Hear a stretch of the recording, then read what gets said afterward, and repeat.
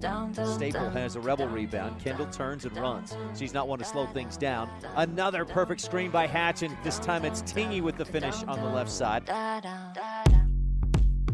Rich Rebel girls basketball is on. Brown follows a screen inside right post. She missed the first shot, got her own board, and put it back up and in. Coming off a second consecutive third-place finish at state, the Rebels return for the 2019-2020 season, with sights taking it to the next level. Walentine, left corner three, her third triple of the quarter. Coach Cody Lundgren returns for his 5th season on the bench. She gets the pass in the right corner, three-point shot off the back of the iron, just missed by inches, but Brown chases down the Rebel rebound. And with the athletes, the experience, and the will to win, the Rebels are ready to run. Staple drives and floats from the left baseline and hits it.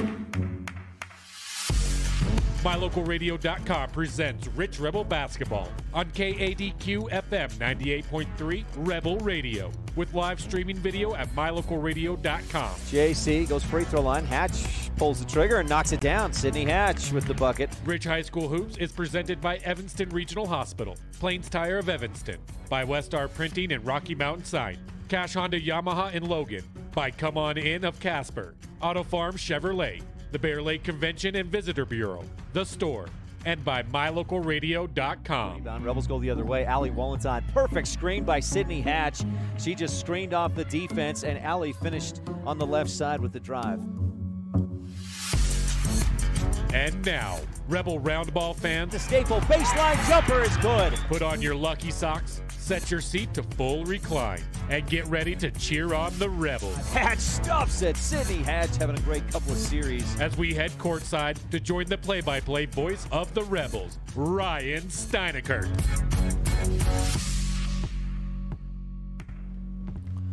Good evening. Welcome to Tabiona High School, the home of the Tigers, last year's boys state championship team, state crown, state title winners. The girls' side, that's what we've got coming up first on a Friday night to opening Region 22 play. And Region 22, I guess region play just doesn't mean as much as it used to, with the RPI not putting any kind of weight on region wins or losses. And so a lot of folks have asked the question, what's the point of region games? Well, we're going to find out tonight as the Rebels and the Tigers face off in Tabiona. Tip-off is set for 11 minutes from now. We're a bit behind on our pregame show. We had some technical issues, but looks like they're going to put some extra time on the clock. I know the JV girls game is going a bit long, so that may be playing a factor into why the varsity game will start a little bit late. But we'll still have an abbreviated pregame show, including the Christopher Staple family scene set when we return on the Wildlife and MyLocalRadio.com. Evanston Regional Hospital is an affiliate of the University of Utah Health. Our partnership builds on a long tradition of collaboration between Evanston Regional Hospital and University of Utah Health. Inside these doors, our dedicated staff is committed to being your caring partner in your healthcare journey. Whether you need an MRI or surgery, are expecting a new baby, or you're having a heart attack, Evanston Regional Hospital is here to help. Evanston Regional Hospital. Healing begins here. If the idea of owning your own home in beautiful Bear Lake sounds like more than your finances can handle, visit the experts at Bear Lake Realty to learn how you can make it happen. Gary and Amber McKee at Bear Lake Realty can show you how to buy a home and rent it out, so it pays for itself while you enjoy it some of the time as well. And soon, you'll have your own place in the Caribbean of the Rockies. No one knows the market better, and no one else serves you better than Bear Lake Realty.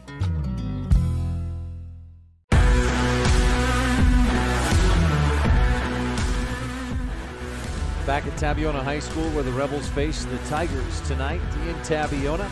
We've got more of the pregame show right now with Christopher Staple family scene set, and we're going to have to cruise through this stuff real quickly. I got behind on some internet issues. The Rebels were last in action at the Fossil Classic in Kemmer and dominated their opponents. In fact, Rich has won its last 4 games by an average of 58-29. That's almost a 30-point advantage in those last 3 contests. Rebels number 3 in the latest RPI, or number 2 in the latest RPI. Offensively, scoring 52 points a game and allowing 37 points per contest, come in at 11-2 overall, and this is the first contest in Region 22 play for Rich here today. As for the Tabiona Tigers, They're ranked number 7 in the latest RPI ranking, scoring 45 points a game, allowing 34. They were last in action at Wendover on January 4th, a 40-29 win about a week and a half ago. And in fact, Tabiona has won 8 straight, and in those 8 wins, they're winning by an average of 23 points, 52-29. Their first 6 games, they lost by an average score of 41-36, but they've turned a corner. Part of that is getting Cassidy Bales back. Let's be honest, part of that is also level of competition. Those 8 wins include Dugway Freedom Prep Academy, Pinnacle Merritt College Prep Academy, and Tinnick. So some of that is not as strong of competition, but some of those wins also chalk it up to Tabiona playing better, coming into its own and figuring out itself as a team. So the series between these two teams goes back a bunch of years, and again, my Laketown Ledger goes back to the 01-02 season. In that time, Rebels are 30-6 against the Tabiona Tigers. The Tabby won 4 in a row from 2016 through 2018, but the Rebels won twice, swept the Tigers last year. Rich also won 20 straight from 07 through 2016. We'll tell you more about that on our Laketown Ledger coming up later in the pregame show. This has been your Christopher Staple Family Scene Set. We've got more of the pregame show coming up. The Rich County 4-H Standout Student, Town and Country Realty Coaches Show, and more when we return on the Wildlife at mylocalradio.com. In 4-H, we believe young people have the power and influence to improve the world around us. With hands-on learning and education programs, 4-H members pledge their head to clearer thinking, their heart to greater loyalty, their hands to larger service, and their health to better living. To learn more about 4-H in Rich County, stop by our office in the county building in Randolph or give us a call at 435-793-2435. 4-H, empowering young people with the skills to lead for a lifetime.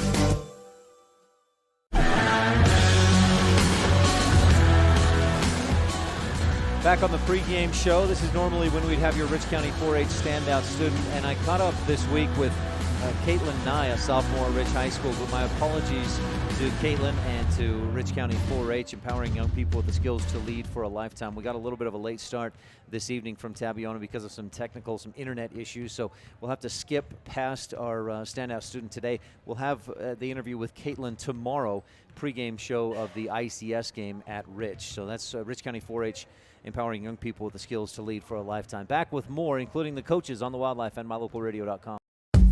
Pam Cornea with Town and Country Realty in beautiful Bear Lake enthusiastically supports the Rich High Rebels. After all, I raised 4 of them, from football, basketball, wrestling to volleyball. I supported them all. I bleed blue. The Caribbean of the Rockies, Bear Lake, offers a variety of activities in every season. Pam would love to assist you in finding your own Bear Lake retreat. Call her today, 435-779-0012.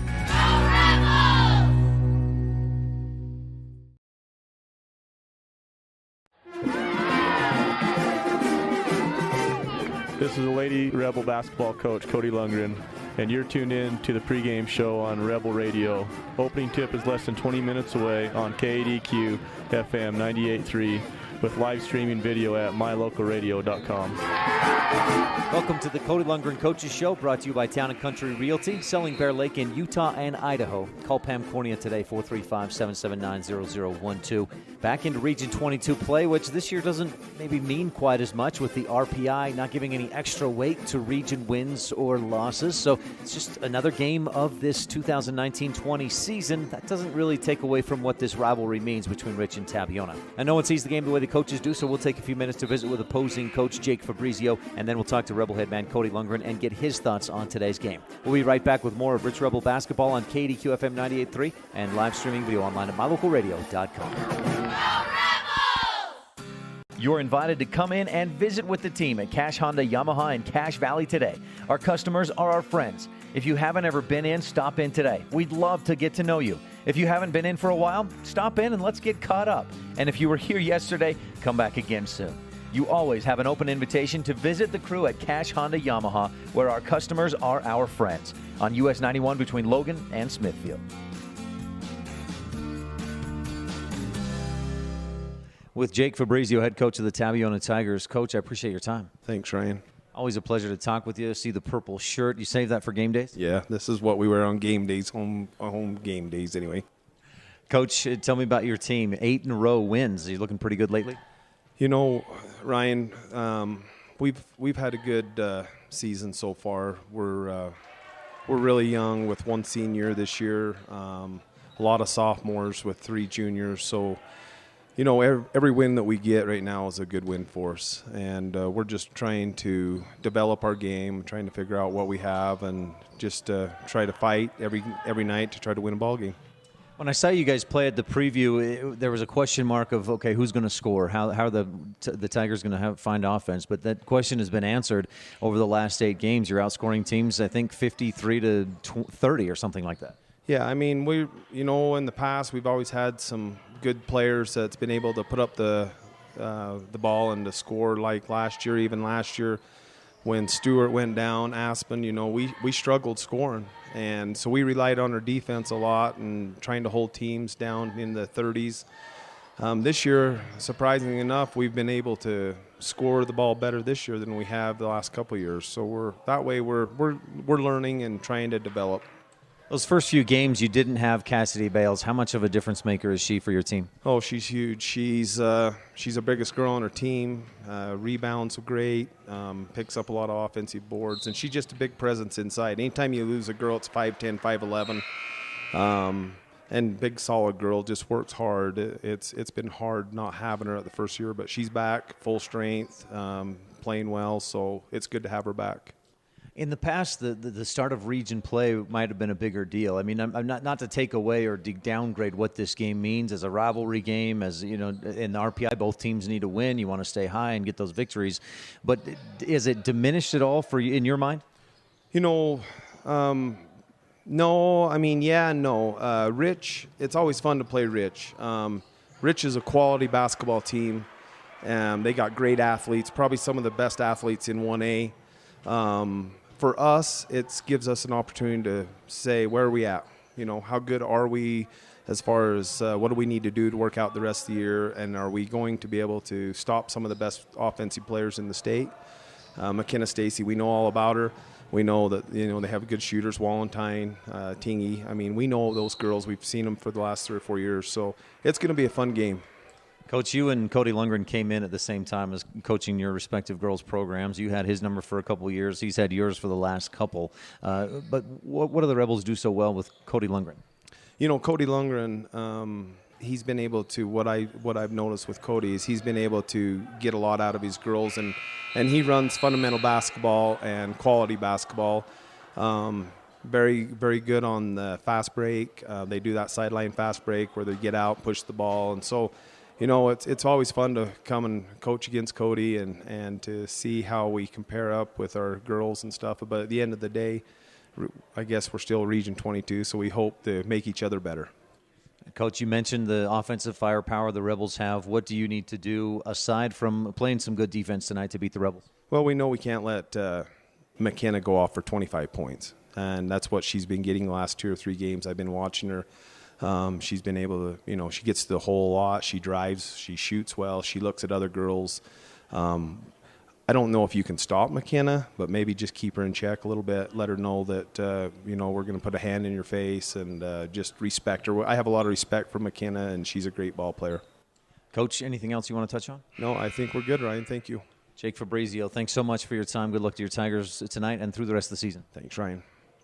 Well, again, with our apologies to Coach Cody Lundgren and the Town & Country Realty selling Bear Lake in Utah and Idaho. Call Pam McCorney today, 435-779-0012. We're going to have to skip the interview with Coach Cody Lundgren that we would normally have in our pregame show, but thank you to Coach Jake Fabrizio. We'll be right back with the Town of Laketown Ledger, Thompson Ranch Keys of the Game, Old Chicago Pizza pregame slice, and your Town of Woodruff starting lineups on the Wildlife and MyLocalRadio.com. Meet the service and parts department staff at Auto Farm Chevrolet. We work on almost every type of vehicle, foreign and domestic. We also sell parts and accessories for almost all makes and models. Our staff is friendly and well-trained, and we are here to serve you. Open Monday through Friday beginning at 7:30 a.m., we invite you to Auto Farm Chevrolet for all your parts and for all your service needs. 624 Front Street, Evanston. We're a community-driven dealer. Welcome back to Tabiona. It's time in your pregame show to turn to the keys of the game and the Lake Town Ledger. Coach's Show has been brought to you by Town & Country Realty, selling Bear Lake in Utah and Idaho. And real quickly, the Town of Lake Town Ledger brought to you by the Mayor and Town Council of Lake Town. Rebels have faced Tabiona 36 times in the last about 19, 20 years since the 01-02 season. That's where our Lake Town Ledger goes back to, and I know they played each other before that, but in that span, the Rebels with 30 wins and 6 losses. Rich won 20 in a row from 07 through 2015-16. They unfortunately, in 2007, split, well, the 06-07 season. Rebels won at home in overtime. Tigers won in Tabiona, and then they met again in the state championship, and Tabiona won 51-50. That's the lone state title for the Tabiona Tigers. Again, 30 wins in a row, or 30 wins for Rich, 6 losses, and the Rebels have won the last 2 after Tabiona won 4 straight from 16-17 through 17-18, those 2 seasons. Tigers also played for a state title in 2000 at the end of that 2016-17 season and lost in overtime against Bryce Valley. That was it's just been a year or 2 ago. That's your Lake Town Ledger, brought to you by the Town of Lake Town. Good luck from Mayor Burdett Weston, council members Dallas Clark, Chris Hodges, Eldon Robinson, and Delora White. And the keys of the game, brought to you by Thompson Ranch and the Lazy BT brand. Number 1 is control the tempo. We saw how effective the Rebels can be when they can push the tempo and take care of the ball, and or slow the tempo down in the half court when they want to. Just look back at that 62-30 win over Valley early in the season, or the last 3 games the Rebels have played and won by an average of 56 to 23, I think was the score in their wins over Little Snake River, Saratoga, and Farson Eden. Number 2 is battle the boards. Rebels have got to win that battle the boards, out-rebound this Tabiona Tiger team. And 3, play good team defense and limit fouls. Got to keep players out of foul trouble, especially those starters. Those are your keys of the game, brought to you by the Thompson Ranch. Old Chicago Pizza pregame slice. Old Chicago Pizza. Pizzas and more built from scratch. One delicious fresh ingredient at a time. That's Old Chicago Pizza in Logan. Rebels in the road blues. Tigers in the home whites. It's this Tigers new gym. So bright, especially when you go over, if you go from this new gym to the old gym, that old one feels like a dungeon. But this one brighter, newer, fantastic, just a great facility at Tabiona. That's your Old Chicago Pizza pregame slice. Stay tuned. Town of Woodruff starting lineups when we return on the Wildlife and MyLocalRadio.com. You're tuned in to Rich Rebel Sports on KADQ Evanston. When you enter the city limits of the town of Woodruff, the sign welcomes you to a place with the coldest temps and the warmest hearts. Settled in 1870, we celebrate the values of kindness, compassion, and friendliness, knowing a community's greatness may best be measured by the compassionate actions of its members. Mayor Scott Sabian, council members Millie Bradshaw, Raymond Franson, Kent Stewart, and Jason Peterson, with Secretary Lisa Bell, welcome you and say, Go Rich Rebels! Is it time to stop wishing for your dream home in beautiful Bear Lake? If you're ready to make your dream a reality, Bear Lake Realty can help. With residential and land listings, including vacation properties, timeshares, cabins, condos, beachfront, lake view, and more, Bear Lake Realty has what you're looking for. And with more than 30 years of real estate experience in the area, you know you're working with the best. Visit BearLakeRealty.com and come and enjoy the Caribbean of the Rockies with us. Success is no accident. It comes from constant hard work, perseverance, sacrifice, and learning from failure. Lake Town Mayor Burdett Weston and council members Dallas Clark, Chris Hodges, Gary Ogilvie, and Delora White encourage the Rich High Rebels to continue to do whatever it takes to succeed in academics, activities, and athletics. The Town Council and citizens of Lake Town celebrate the success of all the students and staff in the Rich School District.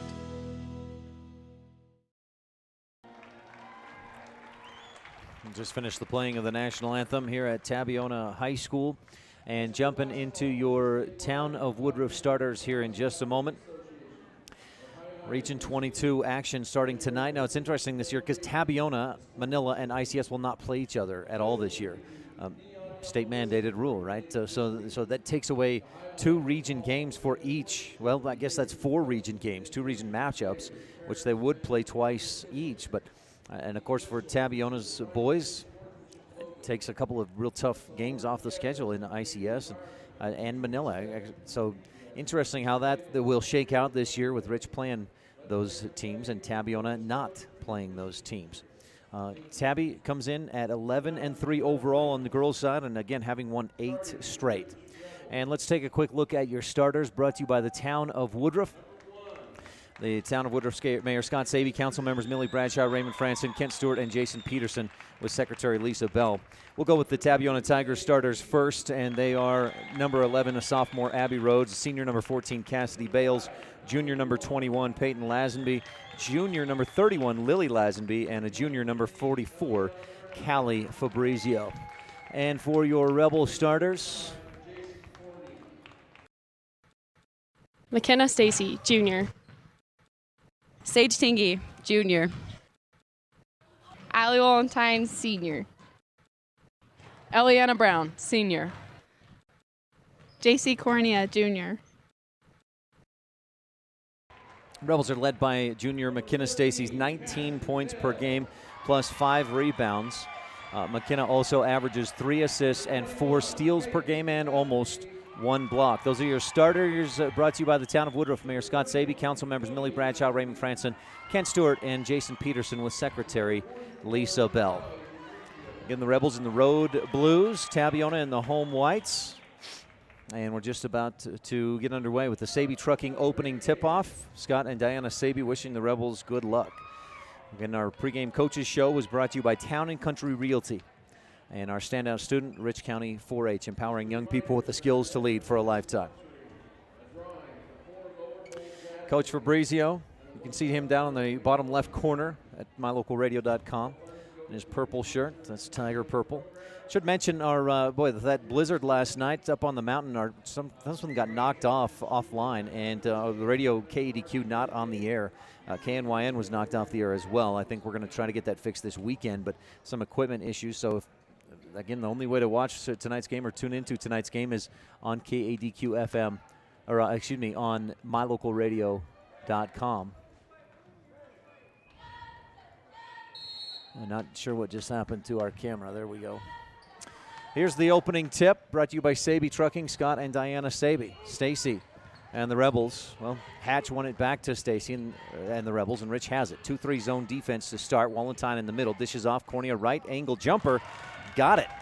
So this is a video-only stream tonight. JC Cornea with her first 2 points, and the Rebels lead 2-0 on the Station on Main scoreboard. Driving is Abby Rhodes. She can't quite finish with the left. Stacy had the rebound. It's poked away. Then she gets it and pulls away from the defense. Stacy long pass up ahead looking for Cornea. A little too high on the dish, and the Rebels turn it over. 7:25 left, first quarter here at Tabiona. Rich leads 2-0 on the Station on Main scoreboard. Sage has been out with strep throat all week, but starting tonight, we'll see if that strep throat exhausts her, or how that may change things. Rhodes dribbles to her left, followed a couple of screens up top. Rebels switched on the defense, but then get back to who they wanted. Drive around the right side, and a nice screen. Lily Lazenby finishes and ties the score at 2. Just a minute gone by in this first quarter. Walentine on the right wing. Tingy around left corner. Stacy open for the 3. Just in and out from the left corner. Rebound fought for, and a jump ball will give it to Tabiona. Mountain Valley Cattle Company jump ball brought to you by Eddie and Todd Jensen out of Thatcher, Idaho.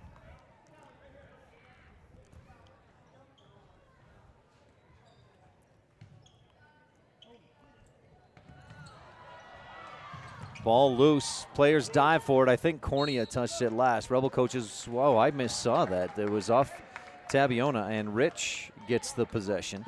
Tabby turns it over on the Rebel pressure. Walentine will inbound to Stacy. Sorry, Coach Ferg. He just texted me. Thanks for bringing up that painful memory of losing to Tabiona 51-50 in the 07 championship games. Stacy long skip pass to Cornea, to Walentine, back around to Stacy, and she'll back it out and reset. Against the zone defense, it appears. Maybe a man-to-man.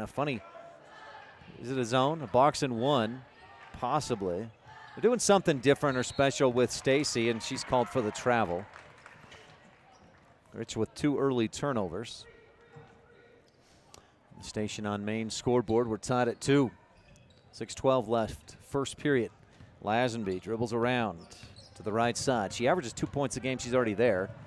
Drives, and Walentine strips the ball away. A Rich County government steal. Nice grab by AWOL. She'll dribble up to the left side, down toward the corner, and then back it up top. Good defense by Tabby getting back. Out to the right side. The ball almost poked away from Tingy, but she gets it back. McKenna goes again to Tingy, then skips it left wing. Walentine steps left, screen up top by Brown, frees up Walentine for the triple, and AWOL swishes it. 5-2, Rich on top on the Station on Main scoreboard. That was a T7 Propane and Woodruff 3-pointer. Early candidate for your Rolene Kennedy at Auto Farm Chevrolet shot of the game. Fabrizio in the right corner, gives to Lazenby. Rebels in a man-to-man defense, back to Fabrizio in the right corner. Callie listed at 5'1" on the roster. That's probably a typo. Maybe he should be 6'1". She's taller and long arms. Lazenby, this is Peyton, drives, and Rebels hoping for a jump ball, but we're going to get a foul. And McKenna Stacy picks up her first. 5-2, Rebels on top. 5:05 left in the first. Peyton Lazenby to the line to shoot 2. Tabiona's stats, the only thing available is points per game average, so don't know what kind of a free throw shooter Peyton is, but she misses the front end short off the front iron. Lazenby averages 10 points a game. Only Abby Rhodes scores more per night, and she's at 11 points. Lazenby hits the second to bring Tabby within 2. 5-3 on the Station on Main scoreboard. Rebels push the tempo, but Tabby got back. Stacy drives, dishes off to Cornea. She's tripped, no whistle. Stacy gets the rebound and puts it back up and in. 7-3. Rebels got 2 players fouled out at Cokeville last night for that very thing, tripping the opponent inadvertently. Bales inside, out to Fabrizio on the right wing, looking somewhere. Rebels denying the pass to Abby Rhodes, looking inside, and Ellie Brown steps in front for a Rich County government steal. Walentine across the timeline. Rebels attacking right to left at mylocalradio.com. 7-3, Rebels lead on the Station on Main scoreboard. Walentine on the right wing. Dribbles left, again follows the screen by Brown, fires from 3, misses off the window. Tingy gets an elbow in the eye as the rebound comes down. Peyton Lazenby has it, long pass ahead. Walentine steps in front, picks it off, and Rich has a 3-on-1. AWOL across the key to Stacy, easy 2, right side and in. Good pass by Walentine, and her timing was fantastic. She waited right till before she hit into Lazenby to dish that off, and the easy 2. 4:01 left in the first. Rich leads 9-3 on the Station on Main scoreboard. This is Rich Rebel Senior, Allie Walentine, and you're tuned into Rebel Basketball on KDQ FM 98.3 and on mylocalradio.com. It's human nature to think the grass is always greener on the other side of the fence. That's not always true, especially when it comes to buying vehicles. This is Dennis Lynch, General Manager at Auto Farm Chevrolet. Dealerships pay the same price for new vehicles across America. The fact is, the best deals are right here, in your own backyard. The difference is that our employees are your neighbors, people you can trust. Please visit us first, Auto Farm Chevrolet. We are your community-driven dealer.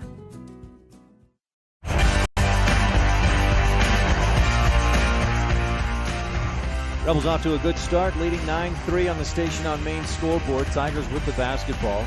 Abby Rhodes hasn't had it much. She's a sophomore, contributed last year as a freshman to this Tabiona Tigers team. And the Rebels have been trying to deny her the basketball. She has it at the free throw line. Wanted to shoot, but Rich out on her defensively. Back out to Rhodes, left side, drives, dishes. Lazenby, left block, puts it up and in. Good move by Peyton Lazenby for the 2. And Tabby within 4, 9-5 on the Station on Main scoreboard. Hatch into the ball game. Stacy, right wing, drives, scoops through the lane and misses. Rebound, Cornea tipped it away, but tipped it backwards to Gracie Fabrizio. Came up with the loose ball. Rhodes to the top of the key. Stacy defending. Rhodes picked up the dribble and hands off to Peyton Lazenby. Drives, dishes back. Fabrizio for 3, missed, and Walentine with the Rebel rebound, her second. 9-5. Rebels on top, quickly ahead Hatch in the middle, misses short on the long pass from Stacy, but Sydney gets her own rebound and pads her stats with the basket. So Hatch, the offensive board in the putback, 11-5. Rich leads by 6. 2:50 left in the first quarter at Tabiona. Tingy defending. Rebels double team Peyton Lazenby and get the jump ball. Coach Lundgren immediately saw that and put his hands in the air for the jump ball. Should be Rebel basketball. Rich got it to start the quarter. We had a jump ball that Tabiona was given possession, and this Mount Valley Cattle Company jump ball possession to the Rich Rebels. Good defense by Rich. That's one of your keys of the game, brought to you by Thompson Ranch and the Lazy BT brand. Play good team defense, but limit fouls. Rich with just 1 foul. Tabiona with none. They haven't not committed a foul yet. Wallenstein on the left wing. Tabby coming out a bit defensively. Looks like a man-to-man defense. Tingy to Wallenstein. Out left wing, Stacy. Looking inside, bounces to Hatch. Sydney, 1 dribble, back outside. Stacy fakes the long 2, steps in. 5-footer left baseline. Back iron and straight down through. 13-5. Rich up by 8. Across the timeline, Rhodes bounces left. Rebels in a man-to-man defense. Or no, excuse me, that's a 2-3, isn't it? 2-3 zone. Just standing around, waiting. Fabrizio at the top, dribble right, pass side, and a 3 seconds in the lane against Tabiona. With the pressure outside, it's almost like a modified 2-3, but the stage Tingy in the bottom left corner was coming out high to defend on the perimeter. And that threw Tabiona off. They couldn't get anything working, and Lazenby just got caught hanging out in the paint. Stacy hanging out in the paint, dribbles to her left and passes for Hatch, deflected. Rich comes up with it. Tingy, right side. Cornea, angle jumper on the right side, misses short, air ball out of bounds to Tabby. 13-5, Rich on top, 1:34 left first quarter. Rebel JV girls won by about 20. The freshmen lost by 6 or 7 points. The JV teams lost, the JV boys lost 41-28, and the freshmen lost 59-44. Both those freshmen and JV boys games were pretty even in the first half as Abby Rhodes drives to her left, floats it high, and kisses it off the window and in. Both the JV teams were about tied at the half and then got blown out in the third quarter. Hatch receives the entry pass from Staple and a couple of reaches in. Will result in a Peyton Lazenby foul, the first Tabiona Tiger team foul of the ball game. Been a clean game so far, just 1 foul apiece for each team. This one on Peyton Lazenby. Into the game, TJ McKee. Hatch inbounds to Staple, looking right back for Hatch. They double team Hatch, leave Staple open. She buries the 10-footer from the right baseline. 15-7, Rich on top by 8. Rhodes quickly up across the timeline. Stacy getting a breather. TJ defending man-to-man, picks it off away from Abby Rhodes. This is sophomore on sophomore. TJ wisely backs it out as she had 2 defenders on her. But to give TJ the Rich County government steal, Rebels with a championship cause. Staple, free throw line, looking for Hatch, and the defense read that, stepped in front and took it away. Lazenby to Rhodes, top of the key. McKee defending. Lazenby dribbles to her left. No, this is Rhodes, excuse me, to Lazenby. Lily drives into the lane. Ball knocked away and out of bounds off of Tabiona. That looked like enough contact. Should have been a foul, but they're going to let them play, apparently.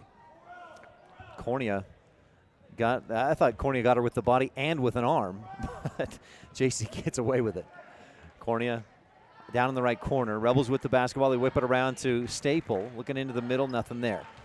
Tabiona has switched to a man-to-man defense with Stacy not out there.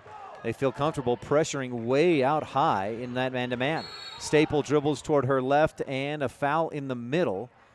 Looked like Tingy was trying to get into the middle and Lazenby denied, or Fabrizio rather. It is Gracie Fabrizio with 0.1 second left in the first quarter. So that's actually physically not enough time to do anything except tip it in, and I don't think we're going to get a dunk tip from the Jazz tried to do it with 0.2 last night.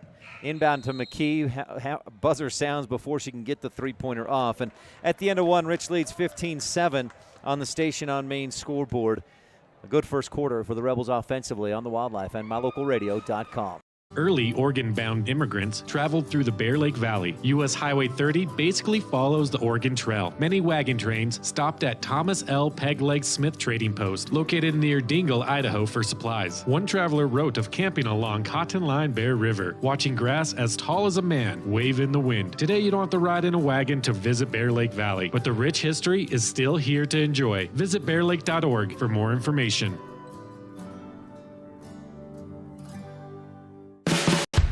No matter what you need to have printed, Westar Printing is the place you want to have it done. Calendars, letterhead, envelopes, brochures, books, posters, vinyl banners, business forms, announcements, wedding invitations, and business cards are just a few examples. You can also have your favorite family photos printed on canvas or placed into a personalized family photo calendar. You will want to do business with Westar Printing. Stop in today. Westar Printing, 243 7th Street in Evanston.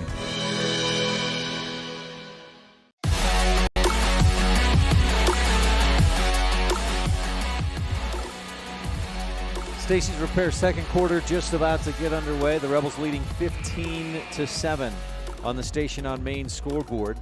McKenna Stacy had 6, and then 4 other Rebels put points in as well. Me? I'm good. I've got water. Oh, for Gary. Yeah. Throw it up. Toss it up. There's a little bit of water for you. Gary McKee running the Bear Lake Realty camera tonight. Rhodes, free throw line to Lazenby. Peyton turns into the lane and misses. Great defense by Hatch. She just had her arm straight up, contested the shot, but didn't foul. Off a defensive rebound for Rich. J.C. Cornea pulls it down, her second of the game. TJ to Staple. Stacy on the left wing. Tabby switches to maybe a 1-3-1 zone. Stacy takes advantage, drives, shoots and misses. Hatch, the offensive board, misses the putback. Stacy hammered as she came down with the offensive rebound and missed the putback. No whistle except that the shot was blocked out of bounds, apparently. Or they did give her a foul. Okay, Cassidy Bales picks up her first. Stacy has 3 rebounds and heads to the line to shoot 2 Bear Lake Realty free throws. McKenna tops on the team in free throw shooting, second on the team in percentage, but most free throw attempts. She's a 71% free throw shooter and hits the first. TJ McKee tops in percentage from the free throw line. 78% in varsity action. Stacy's first swish, second swish. 17-7. Rebels up to a double-digit lead on the Station on Main scoreboard. Rhodes around the top of the arc, follows the screen, pulls up on the right elbow, and it rattles out. Staple tips the rebound, and Stacy comes up with it for Rich. McKenna pushing on the right side. Dribbles, crosses over, dishes off. She drew in the defense and dished off to Hatch for the easy 2. Pretty play. 19-7. A candidate for your McKay Frankham Dental Services precision play of the game on the fast break. Kenna to Sydney. Pretty pass. Lazenby drives up with the right hand, misses. Cornea tips the rebound, tips, and out of bounds. Just couldn't quite control it.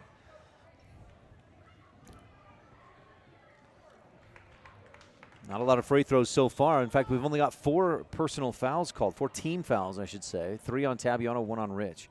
Into the game, Miley Strable, a freshman for Tabiona. She inbounds right corner, right wing to Rhodes. Abby into the lane, pulls up. She was blocked, and it's out of bounds off of Rich. Coach Fabrizio wanted the foul call. The officials didn't see the foul. They did see the block by Stacy. McKenna averages almost a block per game, and with reason, Coach Fabrizio wants to get fouls on Stacy.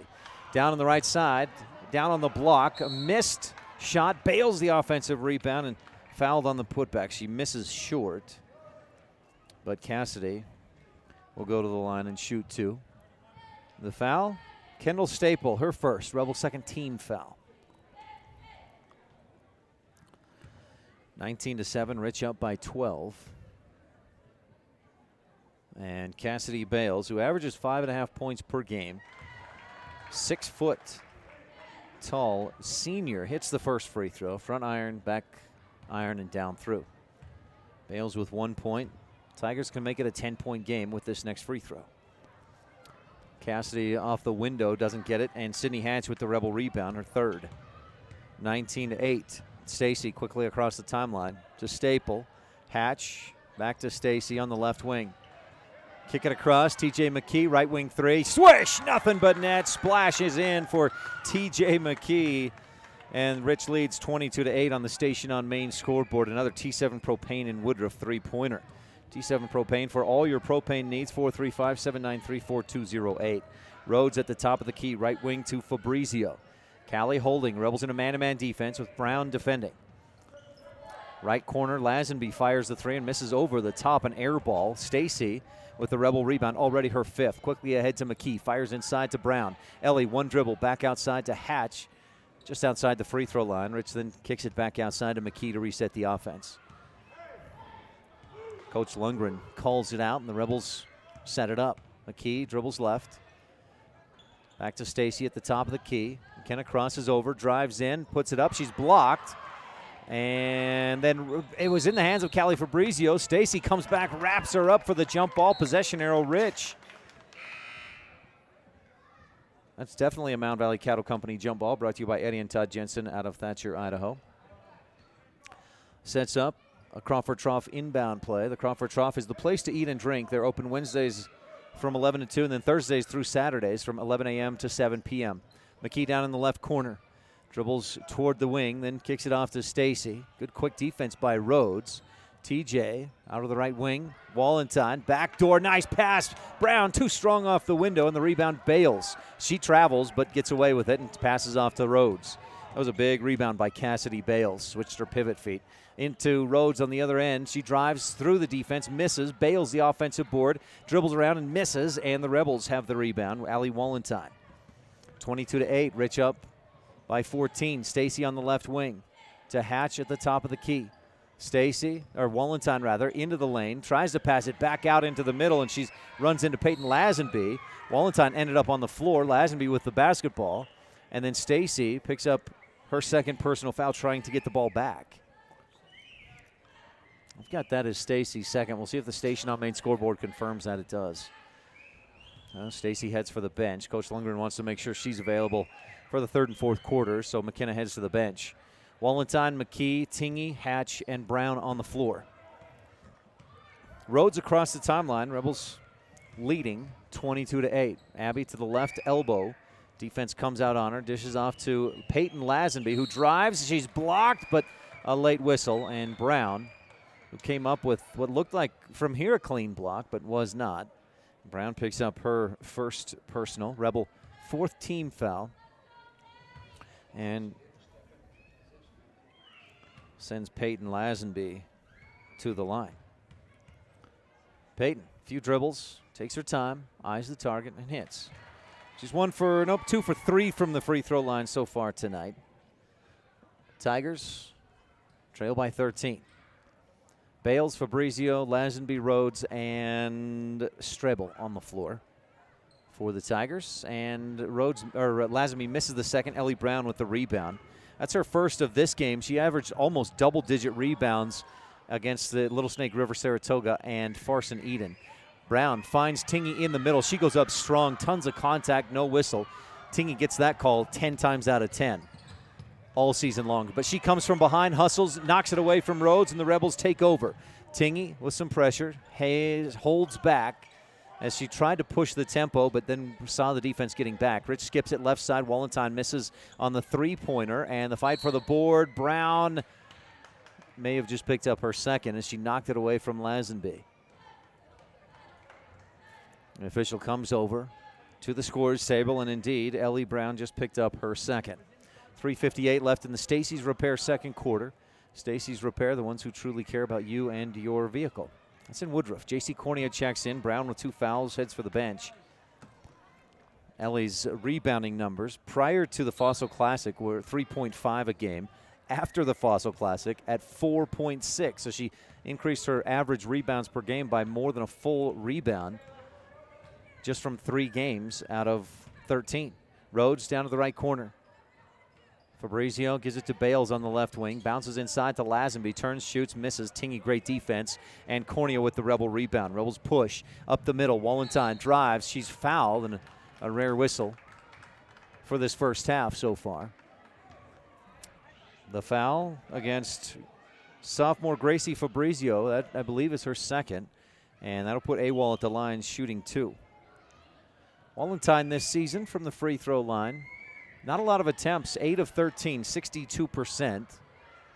And that's actually just a little bit better than the team's 59%. Wallentine hits the first and hit a T7 Propane in Woodruff three-pointer earlier in the first quarter, so she's got 4 points. Another Bear Lake Realty free throw. Visit BearLakeRealty.com. Wallentine rattles it home. 24-9. Rebels had gone on a bit of a drought in scoring, but luckily their defense has been so good so far that they lead still by 15, 24-9 in the Stacy's Repair second quarter. Lazenby goes inside, Bales, triple team. The Rebels wrap her up, jump ball. Possession arrow this time, I believe, to the Tigers, so we'll keep it on this end, but that's another Mound Valley Cattle Company jump ball. Rebels with 2 3-pointers so far. The rest of their points, Bear Lake Physical Therapy points in the paint. Bear Lake Physical Therapy helping Rebels get back in the game since 1998. Rich sets up in a 2-3 zone. Lazenby inbounds, left corner or left wing to Fabrizio. Misses short on the 3, and Sage Tingy with the Rebel rebound. Tingy across the timeline with 3:12 left to play in the Stacy's Repair second quarter. Tingy out in the right corner. Rebels taking their time, feeling comfortable, relaxed, spreading things out, looking for some space. McKee to Tingy in the right corner. Tries to drive on Lazenby, stops. It was tipped away. Tingy gets it back and gives to Hatch. Handoff again to Sage. Around the top of the arc, Lazenby defending, get then to Cornea. Coach Lundgren shouts out, give it to Taylor. Let's reset the offense. So TJ gets it, dribbles to her right, back to her left. Hatch on the left wing with it to Tingy. Drives on the D, puts it up through contact. Good defense. They contested, and Rich missed the shot. It was a bit short by Tingy. Rhodes with it to the right corner. Lazenby, Lilly drives, stops, shoots, and misses. In the middle, the rebound, and Cornea rips it away from the Tigers.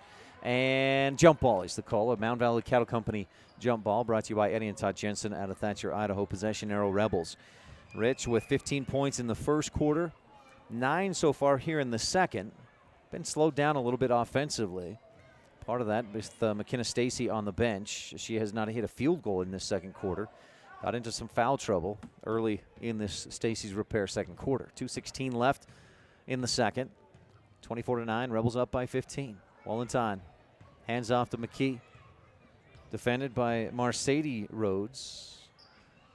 TJ misses from the long 2-point range. Hatch, the offensive board, misses short.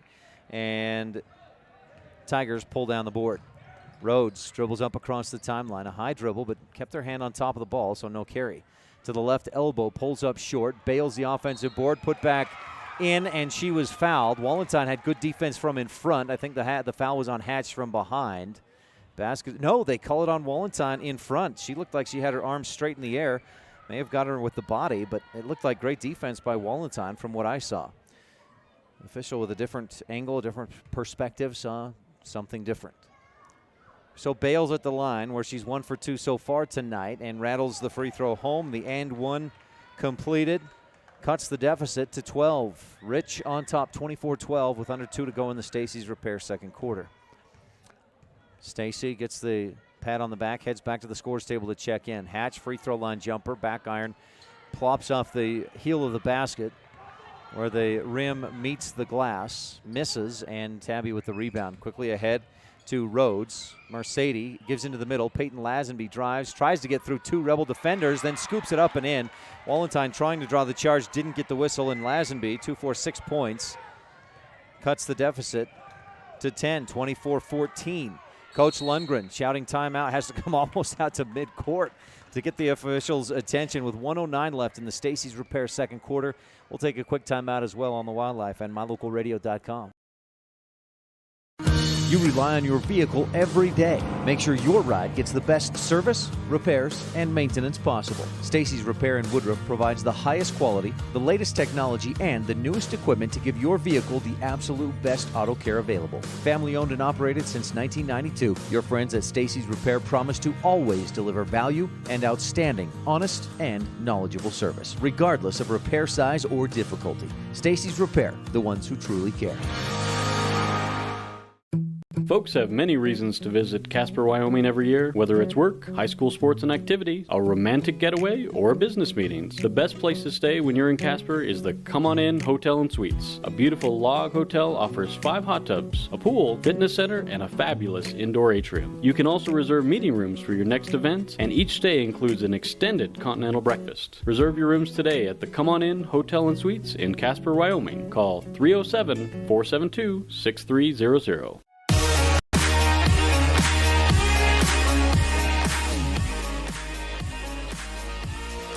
Coming out of the timeout, Rebels with the basketball, leading 24-14 on the Station on Main scoreboard. Stacy drives up off the glass, too strong. Bale skies up and rips down the rebound.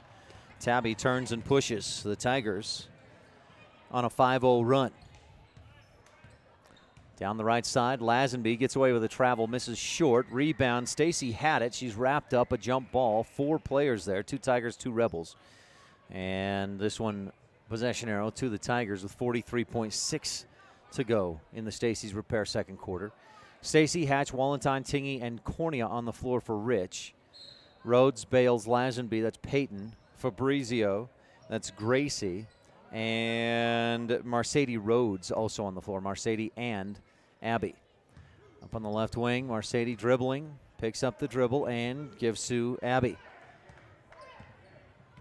Dribbles to her left, double team comes, kicks it out, left corner, Fabrizio for 3, bounces off the front of the iron and over the top to Wallentyne, a Rebel rebounder, 4th. AWOL up across the timeline with 21 seconds left in the Stacy's Repair second quarter. Stacy crosses over, fakes a spin, turns, and drives in, dishes off to Cornea. Her shot blocked. Rich gets it back. Wallentyne for 3 off the back iron. Cornea the rebound, turns. She's pressured. Back outside with 3-2. Stacy the long 3, just short off the front iron. Rebels with 3 offensive rebounds on that possession, but couldn't get the bucket. And at the end of the first half, Rich leads by 10, 24-14. This second quarter has been presented by Stacy's Repair in Woodruff. Need a repair? Take it to the ones who truly care. Stay tuned. Halftime report coming up. This is Rich Rebel Senior, Sydney Hatch. Thanks for tuning in to Rich Rebel Hoops on KADQ FM 98.3 and on mylocalradio.com. The best live coverage of local sports, weather, local news, and radio classifieds. Plus job listings, fun giveaways, and more. It's all on mylocalradio.com. Watch live as your high school teams clash with their biggest rivals. Listen to the latest from your team's coaches, catch up on local and regional news, and get accurate weather conditions and forecasts. Visit mylocalradio.com, like us on Facebook, and stream it all now. Whether you're kicking up dust in the hills, making waves down on the lake, or taking advantage of the world's greatest powder, don't just hope to have fun. Take that sled by the handlebars and make your time at Bear Lake epic. Epic Recreation rents equipment and cabins for your vacation fun at beautiful Bear Lake. From watercraft large and small to UTVs, sleds, and more, Epic Recreation has it all to go on-road, off-road, or out on the Caribbean blue water. Book your adventure at epicrecreation.net. More than 1,300 rural hospitals were evaluated, and for the 3rd year in a row, Bear Lake Memorial Hospital placed in the top 100 for quality as well as best practices and critical access, with a 24-hour emergency department, orthopedics, home health, a residential nursing home, physical therapy, surgical services, family doctors, chemotherapy, dialysis, and more. So, when it comes to your health, make sure you're seen by the best. Bear Lake Memorial Hospital in Montpelier, Idaho. Count on us to care.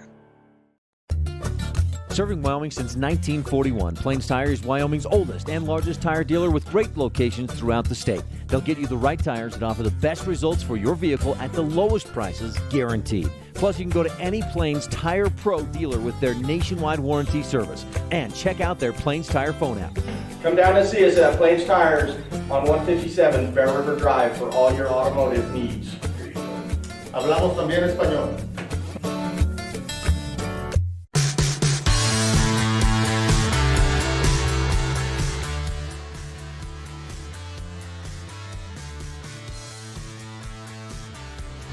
At the half, the Rebels lead by 10, 24-14. Tabiona even with a 5-0 run to close out second quarter action, still down by 10.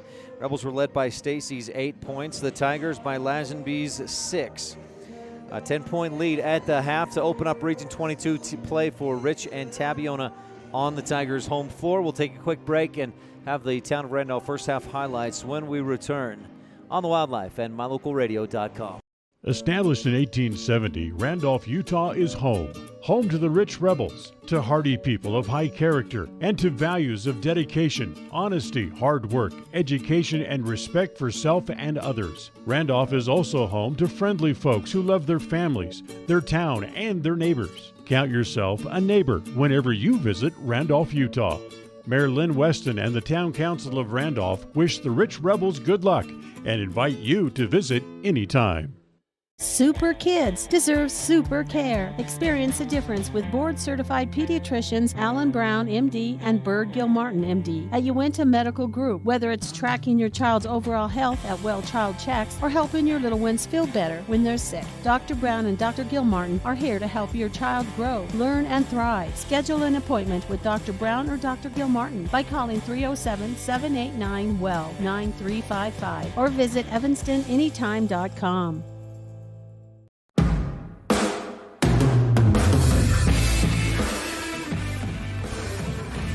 24-14 at the half on the Station on Main scoreboard. The girls, freshmen lost by about 6. The freshman boys won by the JV girls won by about 20.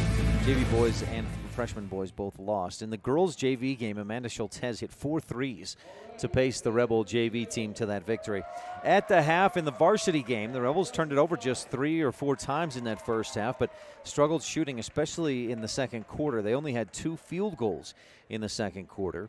Hit 4 free throws, 4 for 4 from the line, 100% at the line for Rich in this game so far, at the Bear Lake Realty free throw line. Tabby got there a little bit more, but hit the same amount. They went 4 of 7. Rich had 8 points from McKenna Stacy, 6 of those in the first quarter. Allie Wallentyne scored 5. Sydney Hatch finished with 4 in the first half. TJ McKee hit a 3 in the second quarter, and then 2 apiece from Kendall Staple and J.C. Cornea. Here's a shot at the half for $1,000 or Jazz tickets, I think. Short. Too bad. Here's it from the crowd. Air ball. The Rebels in that first half, they got off to a hot start. Led at one point. The biggest lead, I think, was 22-8 early in the second quarter. The Rebels led by 14 points. But again, as I mentioned, Tabby went on a 5-0 run to close out that second quarter, and that's where we have a 24-14 score. These first half highlights brought to you by the Town of Randolph. Mayor Lynn Weston, board member Sim Bell, Brian Wires, Larry Kennedy, Melanie Lim, and clerk Lana Peart. Just by way of information, we've got Rebel basketball tomorrow at Rich. The Rebels hosting ICS. And our pregame will start, I believe, tomorrow afternoon at 2:50. Girls varsity tip-off at 3:30, varsity boys at 5.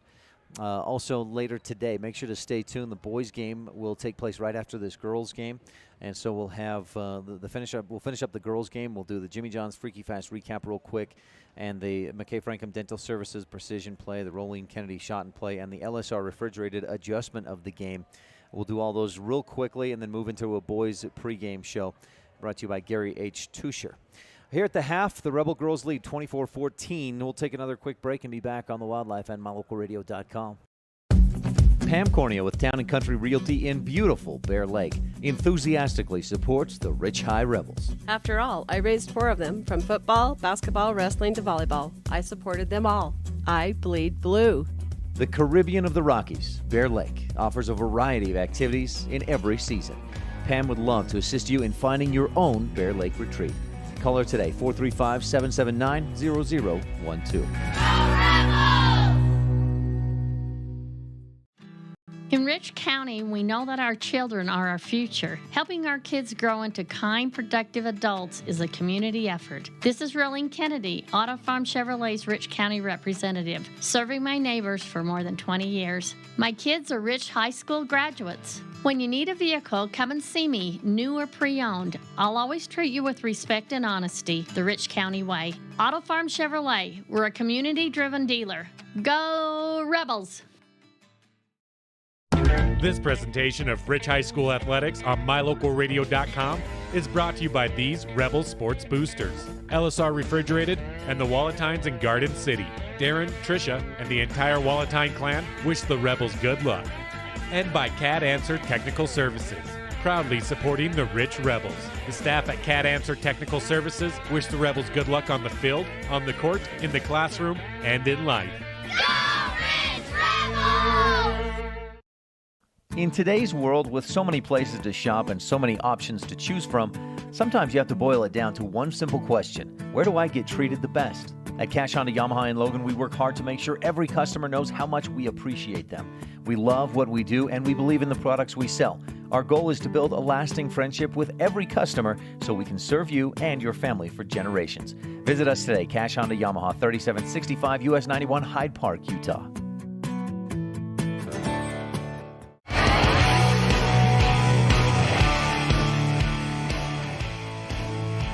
24-14 at the half. Teams out warming up. Well, the Rebels out warming up for the second half.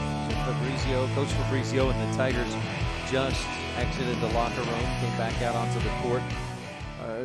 Not a lot of foul trouble, really. The Rebels have McKenna Stacy and Eliana Brown with 2 fouls apiece. I had Tabby's Gracie Fabrizio came in off the bench and committed 2 fouls, and nobody else with more than 1, unless I missed 1 or 2 here or there. But a pretty low foul count in that first half for the two teams. Rebels again led 24-9. That was as much as a 15-point lead for Rich, but Tabby went on a 5-0 run and cut that deficit to 10. 24-14 here at the half. Again, our first half highlights were brought to you by the town of Randolph. Mayor Lynn Weston, board member Sim Bell, Brian Wires, Larry Kennedy, Melanie Lim, and clerk Alana Peart. Keep an eye out for that LSR refrigerated adjustment of the game here in this second half. I mean, one adjustment, certainly the Rebels have only turned it over. I've got just 3 times. Those were all in the first quarter, and I had 0 turnovers for Rich in the second quarter. We'll see what kind of adjustments they can make. The Rebels averaging 52 points a game, on pace for 24. Gary McKee, former Rebel coach, says we need to pick up the pace. This was one of the keys of the game from Brian Thompson and the Lazy BT brand, is control the tempo, push the pace a bit. Rebels have it to start third quarter action, brought to you by Epic Recreation. Stacy to Wallenton on the right wing. Zone defense for the Tigers. They double team Stacy in the right corner, then double team backs off, and Stacy finds Corny at the free throw line for the easy 2. JC knocks it down off the back iron and down through. 26-14, quick bucket. About 15 seconds off the clock, and the Rebels push the lead back out to 12, 26-14. As we start Epic Recreation third quarter action. Rhodes dribbles left. Dishes off to Fabrizio. Callie in the corner to Abby Rhodes. Stacy backs off on the defense. Cornea double teams, and they threw it off. That's another walk. I thought Rhodes switched pivot feet as well. There's a jumble of players up at the top. This is like the hidden ball trick in football or something. And the Rebels commit the foul. I don't know what that was. But Tingy picks up her first. It's running the triple option in basketball right there. Fabrizio inbounds, or that was Lazenby rather, Lily Lazenby to Peyton Lazenby, back to Lily on the right wing. Jabs, ball stripped away. Stacy comes up with it, and Lily dives into her legs trying to get the ball back. Stacy absorbs the contact, controls the ball, and Lazenby picks up her first personal.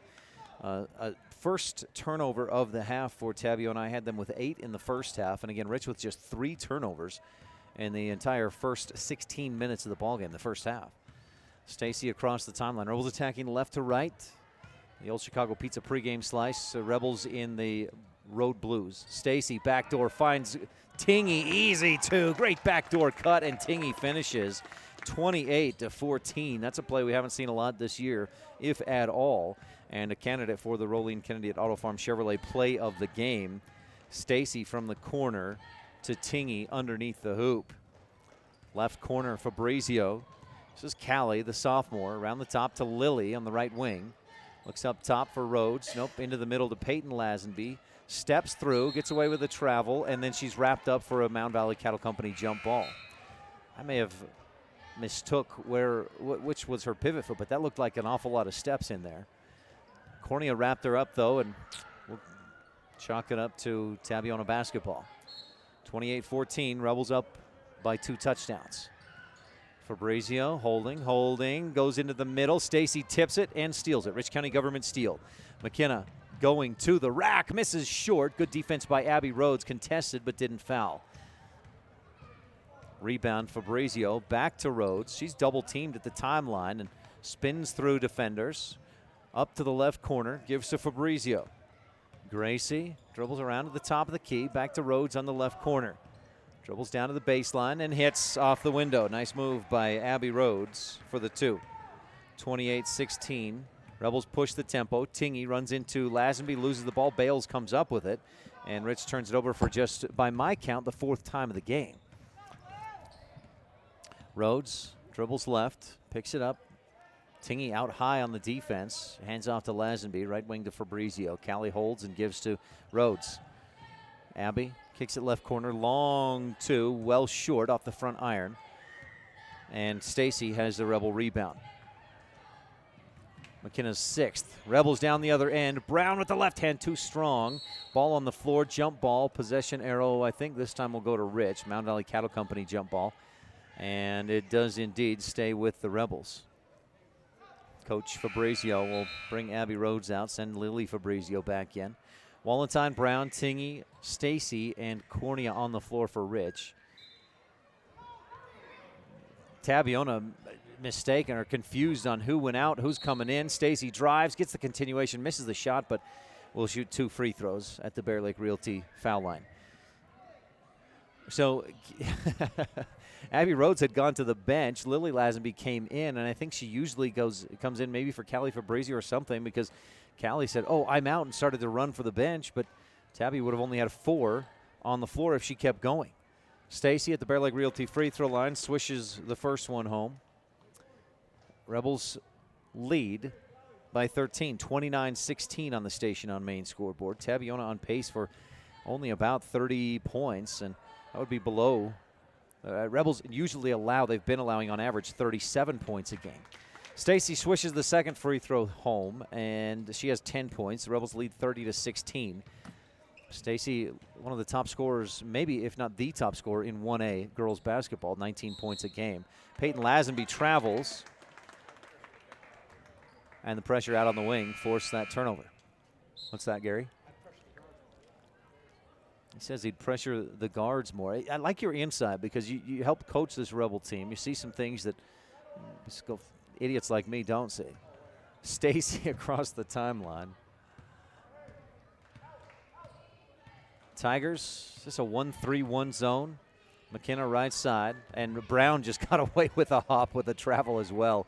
Stacy drives through the D, shoots and misses short. A lot of contact. Tingy wraps up Rhodes for the jump ball. And no, they call a foul on Tingy, her second. Wallenstein just smiles, gives her a low, like a high five, and says, you just got robbed. 30-16 Rebels lead. Rhodes to Lily Lazenby on the right wing. Looking for Peyton in the middle, not there. Looking for Fabrizio at the top of the key. Rhodes on the left wing. Stacy defending.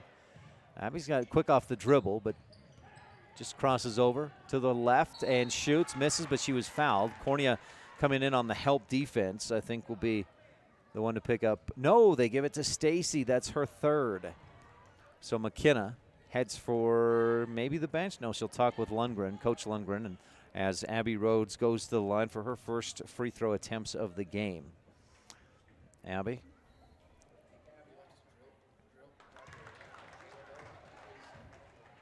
Swishes the first one through.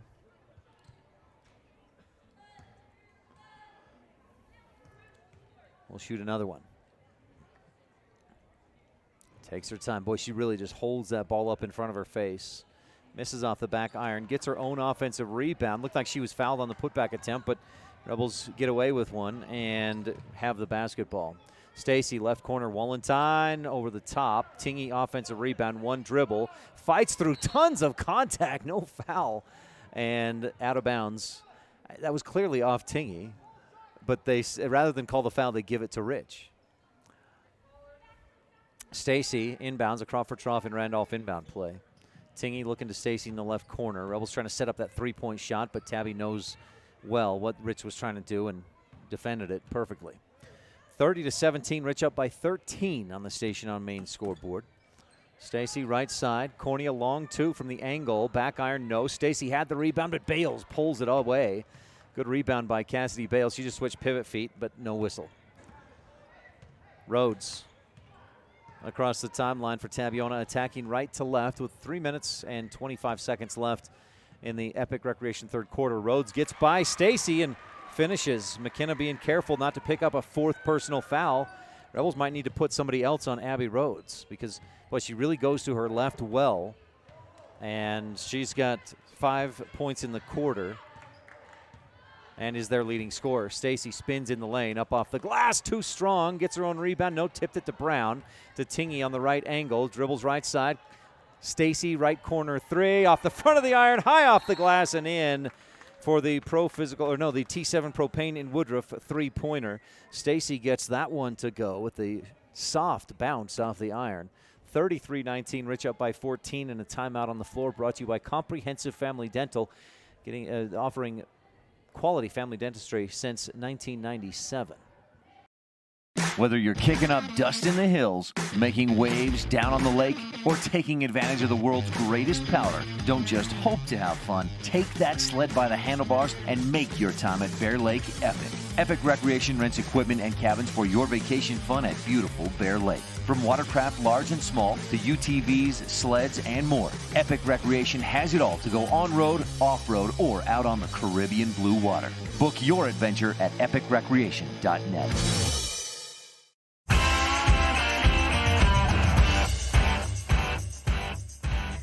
Abby Rhodes with the basketball for Tabiona. She's the only one to score for the Tigers in this Epic Recreation third quarter. She has 5 points. Left corner, Peyton Lazenby into Rhodes. Pushes in, then kicks it back outside. Around to Lazenby, left baseline. Nice drive, dish off to Bales, and she misses. Staple contested, defended, may have gotten away with that offhand being down on the body of Bales. But Rich comes up with the rebound. TJ McKee, left wing to Staple. Wallenstein, Cornea, and Hatch also on the floor for Rich as they spread things out against a Tabiona man-to-man defense. Staple trying to fight through contact, leaves TJ open. Left wing three, splash, splash.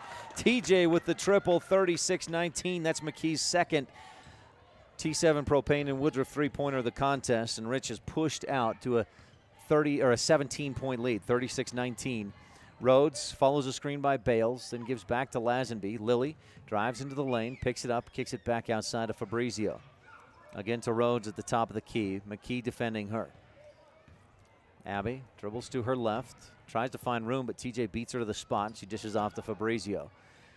Lazenby, that's Lilly, driving the lane. Cornea reaches in from behind, got clean on the ball, or at least with a hand on the ball, but an arm on arm. And Cornea may have gotten her with the body as well. JC picks up the foul. And here's the thing on that type of a play, whether she actually made contact or not, she's going to get whistled for the foul every time. Reaching across the body. So Lily Lazenby at the line to shoot two. And gets the first one to go. Bounce off the window and in. Lazenby with 3 points in the game. Tigers cross the 20-point barrier with 1:40 left in the Epic Recreation third quarter. One more free throw for Lily, and that does not go. Back iron. A long rebound out to the corner. Wallenstein chases it down for Rich. Allie's fifth rebound of the game. 36-20. Rich leads by 16. Last time these teams met last season, the Rebels swept the Tigers 40-23. But here at Tabby, Rich squeaked out a 25-24 win. Hatch at the free throw line. Wallenstein looking right corner. Staple had just cut, and Awal holds on. To Cornea, back again to Wallenstein. Left wing, TJ holding. Tigers have switched to what looks like a zone defense, or is this still in man-to-man? No, it is man-to-man as I see Staple cut, and Lazenby stays with her. Rebels just not moving against this man defense. Staple about the only one moving down across the baseline. Receives the pass in the left corner. Fakes a pass. Picks up the dribble to Wallenstein at the top of the key. 50 seconds left in the Epic Recreation third quarter.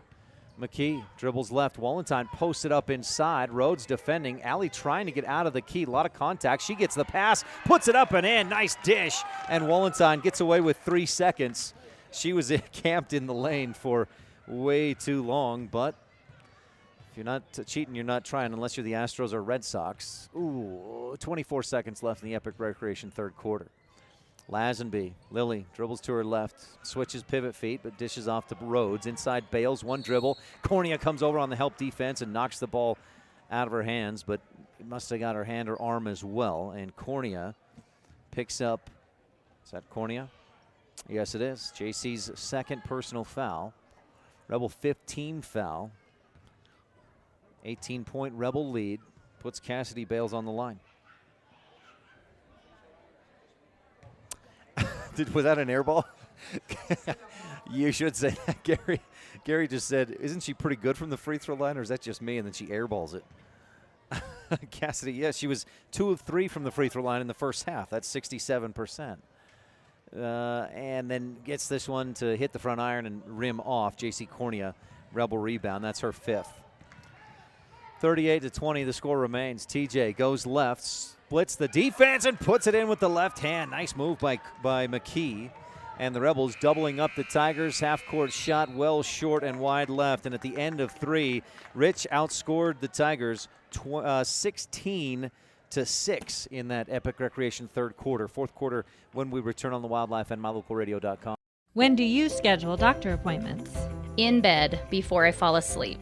In the car waiting to pick up my kids. We can even do it after breakfast. We all lead busy lives. Online appointment scheduling puts you in control. In just 90 seconds, you can make an appointment with a primary care provider or specialist at evanstonanytime.com. Select the day and time most convenient for you. Enter some basic information, and just like that, you're scheduled for care. Schedule appointments for next day and beyond at evanstonanytime.com. We take your fun very seriously. That's why we put so much emphasis on training and experience with our mechanics at Cash Honda Yamaha. Whether you're getting it ready for an upcoming season, putting it away for the winter, having routine maintenance, or have a mechanical problem, we want to make sure that when you're ready to have fun with it, it's ready for you. Don't trust your fun to just anyone. Make sure you bring all your service work to Cash Honda Yamaha in Cache Valley.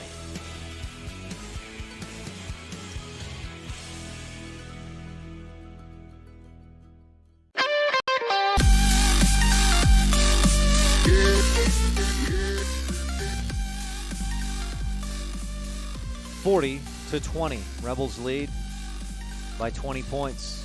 Tabby has the basketball to start Bear Lake Memorial Hospital fourth quarter action. Rhodes to Lily Lazenby looking inside for Bales. Hatch posts has her boxed out, and Lazenby attempts the 3, misses short, and the Rebels have the rebound. TJ up across the timeline. Give Sydney Hatch the Rebel rebound, her 5th. 3-point shot, TJ just rattles out, and Tigers have the rebound. Rhodes. McKee goes for the steal. Rhodes with the left hand all the way up to the left wing. Lazenby into Bales. Cassidy hands to Rhodes. Free throw line jumper just inside the line. Misses off the back iron, and Wallenstein with her 5th, make it 6th Rebel rebound of the game. 40-20. Rich looks to extend its lead. Wallenstein, Staple, McKee, Hatch, and Brown on the floor. Brown drives, floats, and misses over the top. Lazenby, the Tiger rebound. She pushes up quickly to Lily Lazenby, who misses too strong, and Wallenstein rips down her 7th rebound. AWOL came in averaging just 2.2 rebounds per game, but has 7 by my count in this one. McKee, left wing to Staple, free throw line. Hatch, back to McKee. Rebels working around the arc, a big, comfortable lead, but still got to be careful. Can't get too comfy here at Tabiona. Rebels barely squeaked out a 1-point win last year, 25-24. Brown inside to Staple. She steps through, shoots, and can't quite get it. McKee the rebound, put back, got it, and she's fouled. McKee with the offensive board, the putback, and McKee has 10 points. She had her, I think, career high against Farson Eden, 13 points last Saturday. And McKee with the and one opportunity, a candidate for the Rolene Kennedy at Auto Farm Chevrolet Play of the Game. Auto Farm Chevrolet, a community-driven dealer. What a board by McKee. She's got better hops than you, Dad. She swishes the free throw home. And Taylor has 11. Rhodes across the timeline, 43-20. Rebels perfect, 7 of 7 from the free throw line tonight. Bear Lake Realty free throw line. Tingy defending Rhodes. Left wing to Lazenby, Staple on her. Peyton jabs right, drives left, and she's fouled. Got a little bit of a step on Staple, and Kendall, not a bad foul. She made sure it wasn't going to be an and one opportunity. Peyton Lazenby to the line. That's Kendall's second personal foul. Rebels 6-team foul. So with 5:59 left in the Bear Lake Memorial Hospital fourth, Tabby may get some more free throws down the stretch, but they're under 50%. 6 of 14, including that miss you just saw by Lazenby, who is 2 of 5 at the line in this game. 6 points. She came in averaging 10. The Tigers came in averaging 45 points per game and 52 per contest over the course of their last 8. Lazenby hits the second, 43-21. Timeout, Coach Jake Fabrizio. We take one as well, brought to you by Comprehensive Family Dental with dental care, quality family dental dentistry since 1997. This is Rich Rebel Senior Kendall Staple, and you're tuned into Rich High Hoops on Rebel Radio and mylocalradio.com. More than 1,300 rural hospitals were evaluated, and for the third year in a row, Bear Lake Memorial Hospital placed in the top 100 for quality as well as best practices and critical access, with a 24-hour emergency department, orthopedics, home health, a residential nursing home, physical therapy, surgical services, family doctors, chemotherapy, dialysis, and more. So, when it comes to your health, make sure you're seen by the best. Bear Lake Memorial Hospital in Montpelier, Idaho. Count on us to care.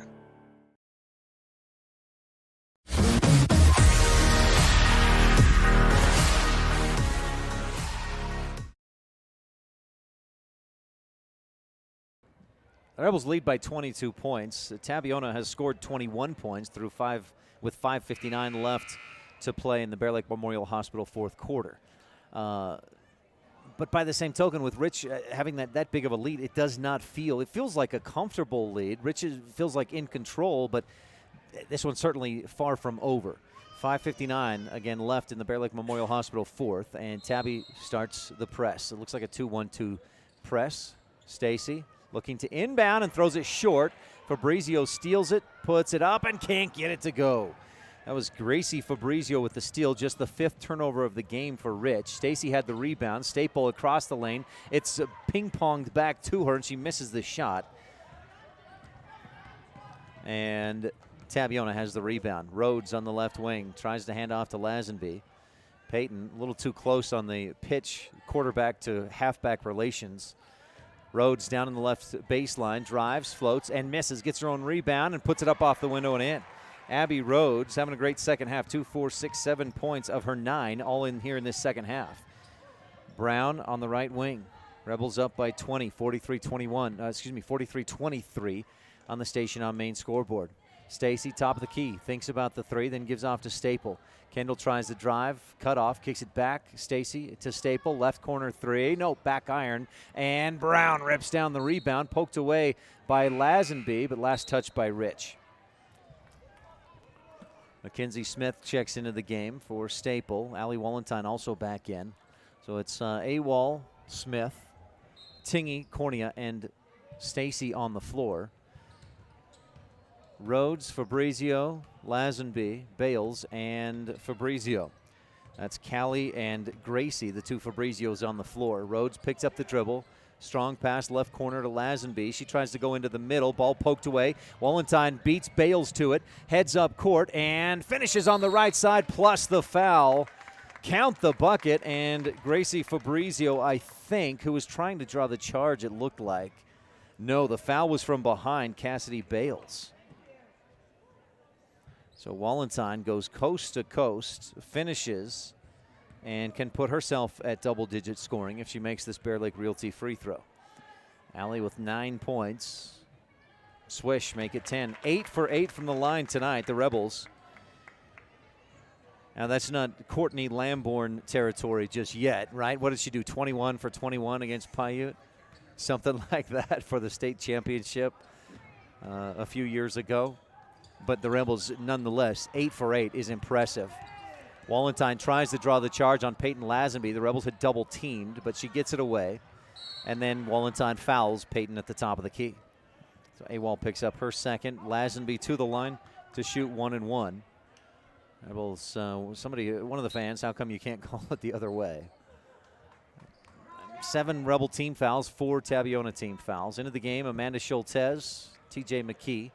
Stacy's night probably done. She's got 13 points. Wallenstein on the bench as well, has 10 with 4:17 left to go, and Rich up by 23. Free throw by Peyton Lazenby. On the 1 and 1, she hits the front end. 46-24. Lazenby, another free throw coming. Peyton has 8 points, but the Tigers and Lazenby have all struggled from the free throw line. Lazenby about 50% tonight. Can put herself above that if she hits this free throw. She does not. Misses short. J.C. Cornea, the Rebel rebound. 46-24. A 22-point Rebel lead. McKee through double team pressure. Dribbles away from the pressure. Schultez bounces inside. Smith corrals, shoots, misses. Bales can't believe she just got whistled for her 3rd personal foul. The official says Bales got Smith on the arm, and McKenzie heads to the line to shoot free throws. 2 Bear Lake Realty free throws. She's attempted just 3 varsity free throws this season, was 1 of 3, but hits the first as the Rebels' hot free throw shooting continues. That's 9 of 9. Can they go 100%, 10 for 10? Smith got it to go. Back iron and down through, 48-24. Smith with 2 points, and the Rebels lead again by 24 points, 48-24. 3 minutes left to go. Nope, 4 to go in the Bear Lake Memorial Hospital 4th quarter. Lazenby drives. Great defense by Smith. Bales the offensive board. Can't get that to go. It rattled out. She tips the rebound to herself out to the corner. And then gives it up to Rhodes. Abby drives. Hop step or hop jump. Passes off to Lazenby, who shoots. She misses, but she's fouled. The foul, Mackenzie Smith.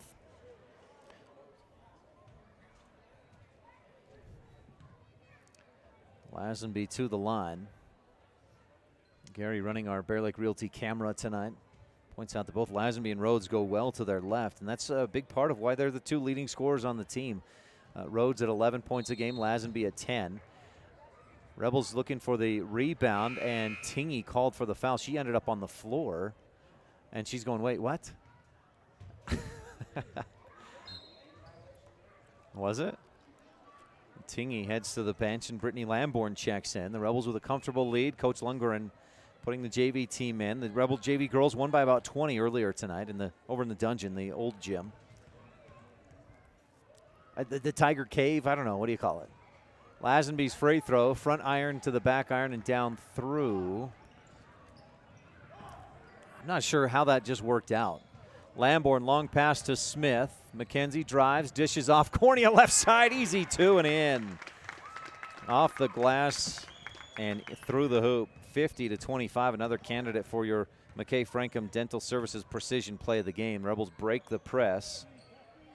And JC finishes. Down inside Smith. Ooh.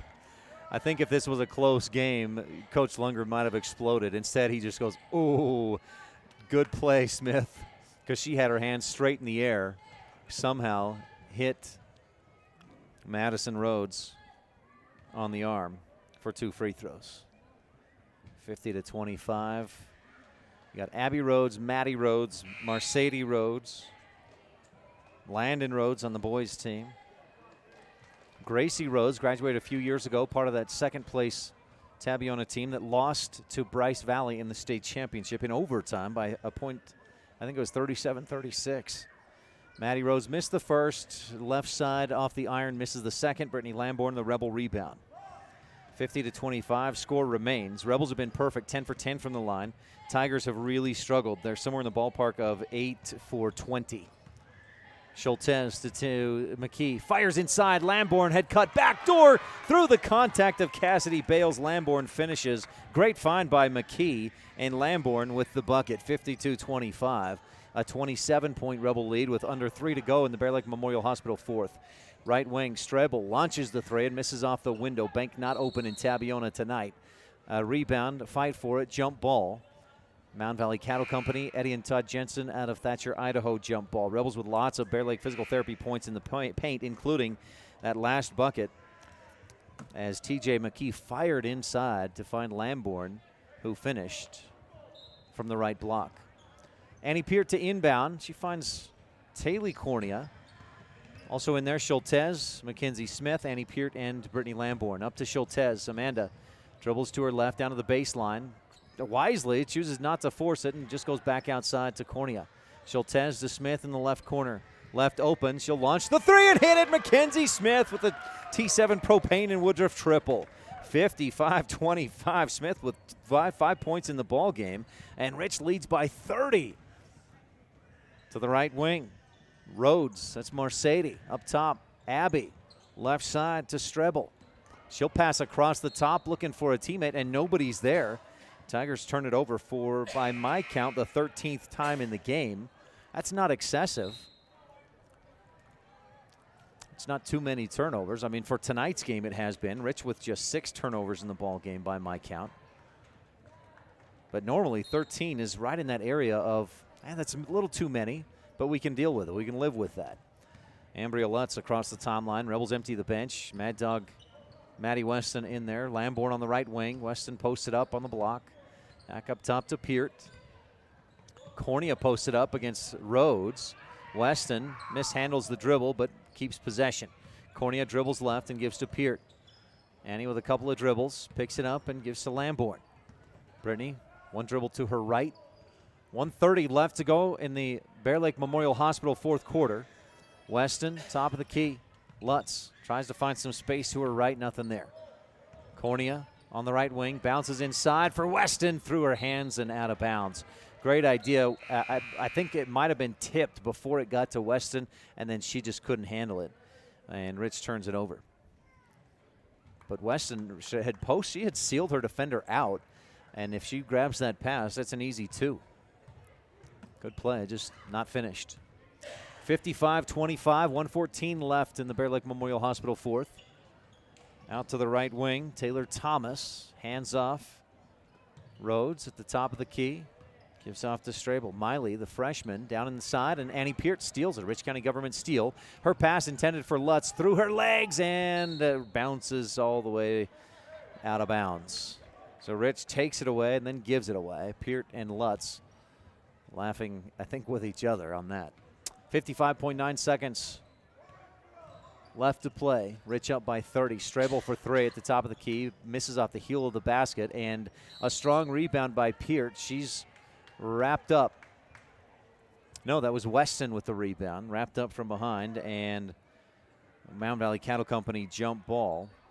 Give Weston the rebound. She averages almost half a rebound per game, per appearance. She's only appeared in 3 or 4 varsity games. Inbounding, Rhodes to the left corner. Strebel dribbles, dishes across the lane, and Cornea steals it. She's pushed out, but the official just says, nope, she stepped out. Tabiona basketball. 42.5 to go. From the baseline, Mercedes Rhodes, the freshman, into the middle, and Ambria Lutz steps in front, picks it off. Lutz heading the other way. Up with the left hand. No, can't get it. Too short off the window, and Mercedes Rhodes has the rebound. Down the other way, a Rebel foul. Rebels pressuring Rhodes. And she'll be shooting at least 1 and 1, unless that is a 10th team foul, so she's shooting 2. Mercedes to the line to shoot 2. Tigers, 1, 2, 3, 4, 5, 6, 7, 8, 9, 10. This will be their 9th and 10th free throws of the quarter. So far they've hit 2. Make it 3 as the freshman steps up and hits her first. Mercedes will get a second one. That puts the Tigers at 9 for 23, 9 for 24. Nope, 9 for 23 free throws as she misses the second one short off the front iron. 55-26. The Rebels in control.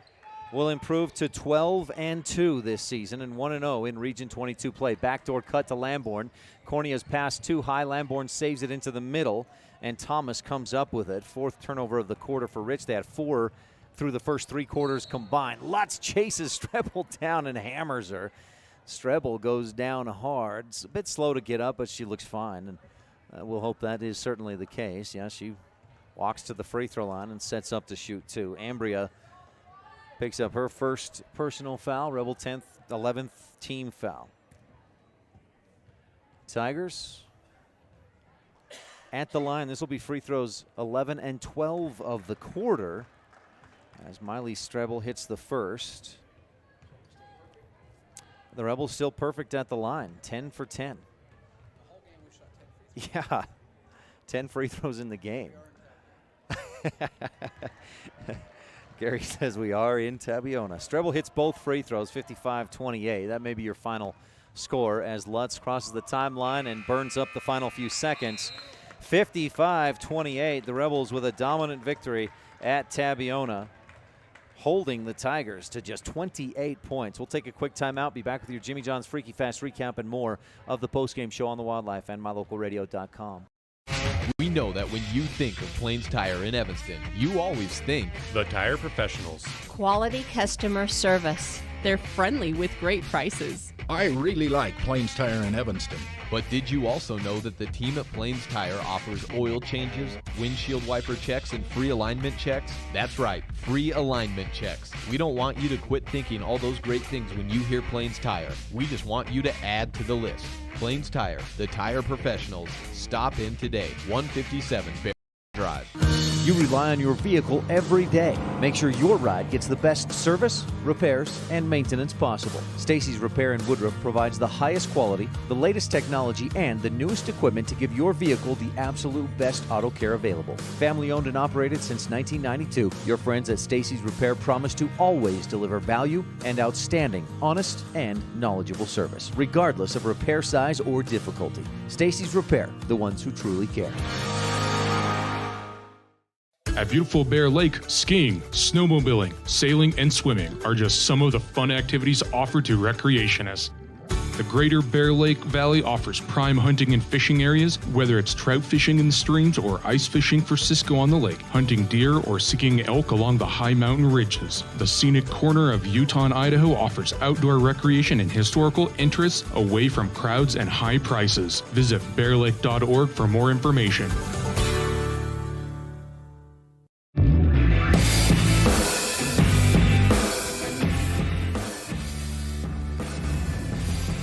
A dominant win for the Rebel girls, 55-28 on the Station on Main scoreboard.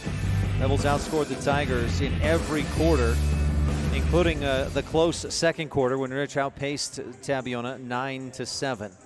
Time for your Jimmy John's Freaky Fast recap. The Rebels open Region 22 play at Tabiona and jumped out to an early 15-7 lead and never looked back.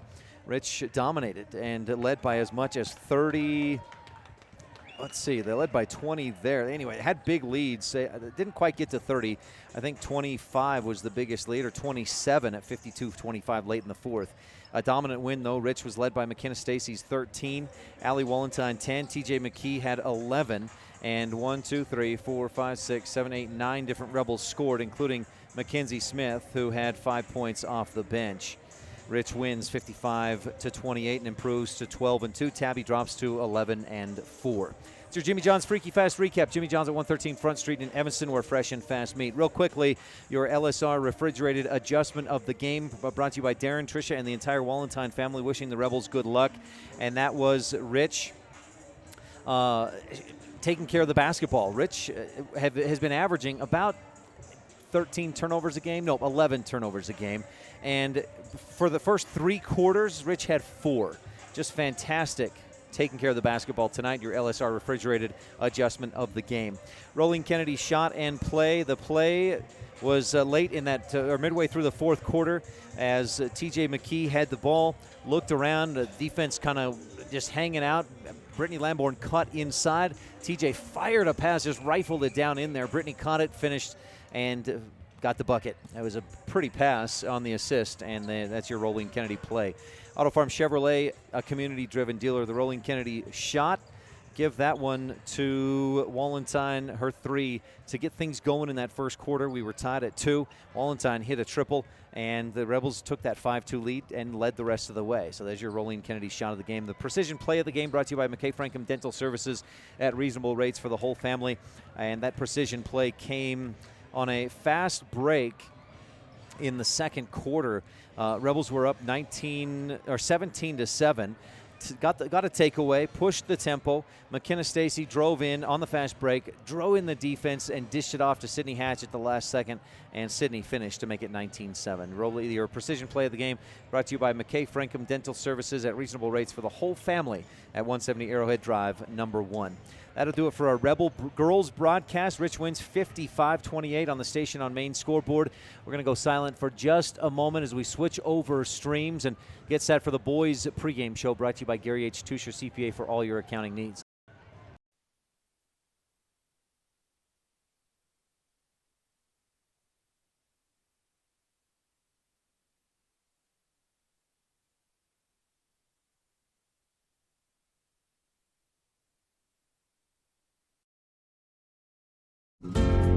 Two of the things you work hardest for in life are your family and your money. Taking care of the money you earn is an important part of taking care of your family.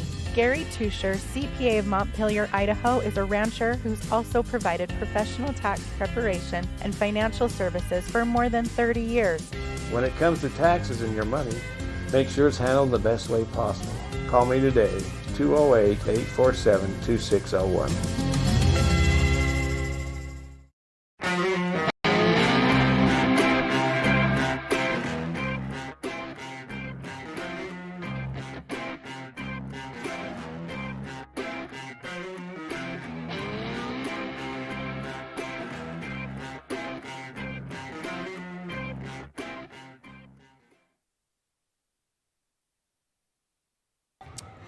Zach, get it going? There we go. Mike not working there for a moment. I think we got things going again here in the Gary H. Tusher CPA pregame show.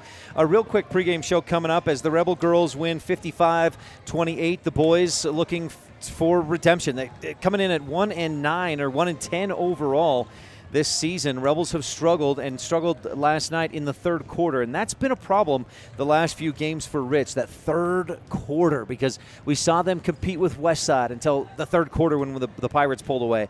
Same story at Bear Lake last week. Same story last night at Cokeville. The Rebels led 29-25, and then were outscored 21-9 in that third period. Kept pace in the fourth, but by the time you get down by 12 points or by 10 points, it's too late. Last night losing 64-53. The Rebels scoring 43 points a game, allowing 60. Those numbers have been inching closer and closer as the season has continued, and Rich, though, being outscored by 15 points a game. Or by 18 points a game. Tigers come in, and they have been averaging 46.3, allowing 46.5. And subsequently, with that close of a margin, they're right around 500, 7-6 on the season. But they've won 5 of their last 6, including wins over at Dugway, over American Prep. They kept close or hung tight with Duchesne, beat Pinnacle and beat Mount Vernon, so they come in at 1-0 in Region 22 play. I've got that wrong on my scene set, which is brought to you by J-Bar Excavation, the team, the tools, and the experience for your excavation project. 5.5 minutes till tip-off, so we're going to move along. The Tabiona Tigers with 3 state titles, most recently last year under Coach Lee Gines. He also led the Tigers to titles in 97 and 99. That's your scene set, brought to you by J-Bar Excavation. Real quick, T7 Propane and Woodruff Coaches Show when we return on the Wildlife and MyLocalRadio.com. Every excavation project requires the professionals, the equipment, and the strategy to get the job done right. J-Bar Excavation in Randolph, Utah has the team, the tools, and the plan to execute every phase of your project to create exactly what you're looking for. They have the machinery and the experience to provide quality work that fits your schedule and your budget. Call them today, 435-793-5855. J-Bar Excavation, 90 North Main, Randolph. With Lee Gines of the Tabiona Tigers. Coach, again, congratulations on last year's state title, but you graduated almost everybody. We did, and it was fun to win a state championship, but it's a new year and we got a new bunch of kids. Yeah, we're returning one starter, Colton Iverson, and then one of our other players, Landon Rhodes, has been hurt. So we're hoping to maybe get him in the game today, but we'll see what happens. How much are you seeing the team improve, jumping up to that varsity level and getting used to it? Yeah, I think we're improving every game, and they just need some time on the floor in a varsity situation, and they're getting it, and they're responding well. I'm happy where we're at right now. Opening region play today, and maybe that doesn't mean as much in past years. It certainly does as far as this rivalry goes. Well, it doesn't with the RPI, but it's still, it's Rich and Tabiona, and that's always a great game, and we're looking forward to playing Rich. What do you guys need to do to beat the Rebels? Well, in years past, I'd say we'd have to defend the inside and keep them off the boards, and you still have to keep Rich off the boards. But right now, it looks like their outside game is where they're, if they get the outside game going, they're really looks like they're staying in a lot more games when they're hitting the outside shot. So we're aware we got to stop the three-pointer tonight. Coach, anything else you want to touch on? No, just go Tigers. Lee Gines, thanks so much for your time. Good luck tonight and through the season. Thanks. Thanks so much, Coach Gines. We'll take a quick break, and we'll be back to hear from Coach Ashley Brown on the Wildlife and MyLocalRadio.com. When T7 Propane in Woodruff, Utah is your propane supplier, you get reliable, safe, and professional propane service. And that's not all. T7 Propane offers years of expertise, quality product, and the most responsive propane service in the area. For home or other heating needs, cooking, grilling, motor fuel, and more, count on the team at T7 for professional or business propane needs. Call 435-793-4208. That's 435-793-4208. With Coach Ashley Brown of the Rich Rebels, a loss last night at Cokeville. How'd you feel about the way you played? I thought we started the best we've started all year. We got out to a 7-0 run, and then we played pretty well in the first half. And for some reason, the last few games, our third quarters have been horrible, and it was again last night. So it's something that we got to fix. We got to be able to come out at halftime and play like we did in the first half. And if we do that, hopefully we'll have a chance to win a game. How much adjustment do you guys have to make as far as fouls go? With two guys fouling out last night that really were making a big difference when they were on the floor. Oh, yeah. That was probably the biggest key of last night's game is our two big kids got in foul trouble. And, we're not very deep this year, and that's something that we cannot afford to do. And when we do that, we're going to be in trouble. That'll be key tonight at Tabiona against the Tigers. Yeah, they got a big kid that has varsity experience, and we got to make sure that we defend him without fouling. And then we got to make sure that we rebound, and it's going to be big tonight. When you look at some of the games like Bear Lake and Westside, some of the starts you've had and competing with teams, what are those things you need to keep doing? I thought defensively last night, we let the ball get to the basket too many times. Then it puts you at a disadvantage because your big kids have step and help, and then they get a layup or they lay the ball in. So we have to be able to keep the ball in front of us. We have to make sure we rebound tonight, and then we got to make sure that we execute and get shots that we want. Ashley Brown of the Rebels, thanks so much for your time. Good luck tonight. Okay, thank you. Thanks so much, Coach Brown. We're going to jump right into our Laketown Ledger, brought to you by the town of Laketown. Rebels and Tigers since 2001-02 season. Rich has dominated 25 wins, 7 losses, including winning 16 of 17 from 2009 through 2018. 2 years ago, or last year, I guess, Rich swept Tabiona in the regular season and then lost to the Tigers in the semifinals, and Tabby went on to win the championship. That was a 59-52 loss against Tabby last year. That's your town of Laketown Ledger. Thomason Ranch keys of the game, brought to you by the Lazy BT brand. Rebels have got to obey the golden rule. Treat the rock like gold, take care of it, limit turnovers, win the battle of the boards, and play tough D. This was the same key last night at Cokeville. Rebels had to play tough D and stay out of foul trouble. They did not do that. When Riley Taylor and Logan Muirbrook were on the floor, Rich was winning. When those two got in foul trouble, had to head to the bench, Cokeville was winning, and those two fouled out, and Cokeville won the game. So Rich has to play tough D, but limit those fouls. Keep those fouls to a minimum. Those are your keys of the game, brought to you by the Thompson Ranch Lazy BT brand. And your Old Chicago Pizza pregame slice, Old Chicago Pizza, that's in Logan. They're at 795 East, 1400 North. Pizzas and more built from scratch, one delicious, fresh ingredient at a time. Old Chicago Pizza. The Rebels, the visiting team in the Road Blues.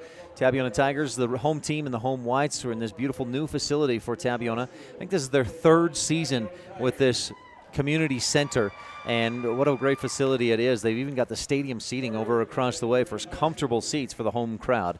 And that's your Old Chicago Pizza pre-game slice. And jumping into your town of Woodruff starters, let's give you the visiting Rich Rebels first. Connor Greer, Jr. Kyler Wilson, senior. Riley Taylor, junior. Logan Muirbrook, junior. John Scott, junior. Those are your Rebel starters here at Tabiona. And for your Tabiona Tigers starters, number 1, a senior, Caden Curry. Number 5, a sophomore, Carter Curry, who's come on strong this year, averaging 11 points a game. And number 10, a senior, the lone returning starter from last year's state championship squad, is a senior, Colton Iverson, leading the team at 12 points, plus 8 rebounds per game, and 3 of those rebounds are on the offensive glass. So the Rebels have to keep Iverson off the boards. Number 14, a junior, Mitchell Wagner, also up there in rebounds, 6.5 per game, and 2.5 of his are on the offensive glass every night. Plus number 21, a junior, Cade Stewart. Those are the starters for the Tabiona Tigers, brought to you by the Town of Woodruff. Mayor Scott Saby, council members Millie Bradshaw, Raymond Franson, Kent Stewart, and Jason Peterson, with Secretary Lisa Bell. Just about to get underway. Our opening tip will be brought to you by Saby Trucking, Scott and Diana Saby, wishing the Rebels good luck. Again, we thank all of our sponsors, particularly the pregame sponsors. We had to hustle through pregame show stuff, so normally we would have had a Rich County 4-H standout student. We'll have that for you tomorrow prior to the ICS game. Rebels will be attacking right to left to start this first quarter action here in the first half. Iverson against Riley Taylor for the tip. It's up, and Iverson wins it, but too much power on it. Throws it out of bounds, or tips it out of bounds. Rebel basketball. So Rich will have the chance to strike first. Rebels jumped out in their last 2 games. They jumped out to a 6-0 lead at Bear Lake and a 7-0 lead last night at Cokeville, but couldn't hold those leads. Now, those are not huge leads, but those are good starts. Rebels have got to have good starts in the second half, which they have not the last couple of games. The officials meet at center court to confer. Did Iverson tip it straight out? Did Riley Taylor get a fingertip on it? That's my guess as to what they may be discussing here. Possession arrow will go to Tabiona next time. Maybe that was the discussion. Scorekeeper says, well, whose ball will it be if there's a jump ball or at the end of the quarter? Rebels inbound. Greer left corner to Kyler Wilson. Man-to-man defense for the Tigers. Kyler up to John Scott near the right wing. John dribbles right, looks for Greer, and it's poked away out of bounds by Cade Stewart. Tabiona coming out with a lot of energy right out of the gate, pressuring high on the defense. The freshman game, Tabiona won 59-44. In the JV game, Tabby won 41-28. And it was similar to what we've seen from Rich in other games this year for the varsity, in that those scores, those games, the freshman and JV boys were tied at halftime before Tabiona took leads in the second half. Wilson drives, floats, and hits it on the right side. Wilson gets the scoring going. Again, the screen was toward the top. He jabbed that way and then went the other direction, beat the defense to the hoop, and finished. Rebels switching up top in a man-to-man defense. Caden Curry dribbles to his left, hands off to Stewart into the lane, and he travels. He can't believe it, or doesn't like it, maybe is a better description. But it was a clear, easy call. Full court pressure from Tabiona. Rich inbounds to Wilson. Kyler turns, tries to sprint past the D. They get back and defend. Carter Curry hounding Wilson all the way up court. He bounces to Taylor at the high post on the right side. Fakes a hand, turns to his right, and kicks it back to Muirbrook. Top of the key, long free throw, and Logan Muirbrook hits it. 4-0, Rebels lead. Muirbrook off the back iron and swish through. Rebels on top. First quarter action. Carter Curry around to the left side, hands off to Mitchell Wagner. Back to Curry in the corner. 3-point shot, back iron, long rebound to Taylor in the corner. And Rich has the ball. Connor Greer trying to attack, dishes off into the middle, looking for Muirbrook, doesn't get the foul. A lot of contact there, as Greer tried to pass it off. Into the lane, drive, and stepping through the defense, Cade Stewart lays it in.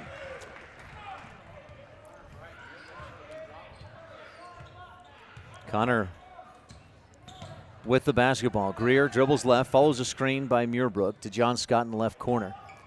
Scott dribbles into the lane, free throw line, kicks it back out to Greer. 4-2, Rebels lead on the Station on Main scoreboard. That was an athletic move by Stewart to score. Taylor in the key, dribbles to his right, hangs and hits off the window. He got down to that right block. A nice move, and Rich leads by 4 again, 6-2 on the Station on Main scoreboard. Stewart drives, kicks it back out to Curry. Carter to Caden. He'll pull up short in the lane, and the rebound, Logan Muirbrook off the left side. Curry missed it short off the iron. Rebels quickly up. Greer for three. Can't get that to go. Rebound tipped around. Taylor has it. Too short off the window, and the rebound comes down in the hands of Stewart and Tabiona. He'll dribble up to his right, spins in the lane, and turns and hits. Boy, he's a dangerous scorer. The Rebels have better get a better bead on him. Wilson to Greer against the full court pressure. Scott pushes up across the timeline to his right. Out on the right wing, between the legs, toward his left.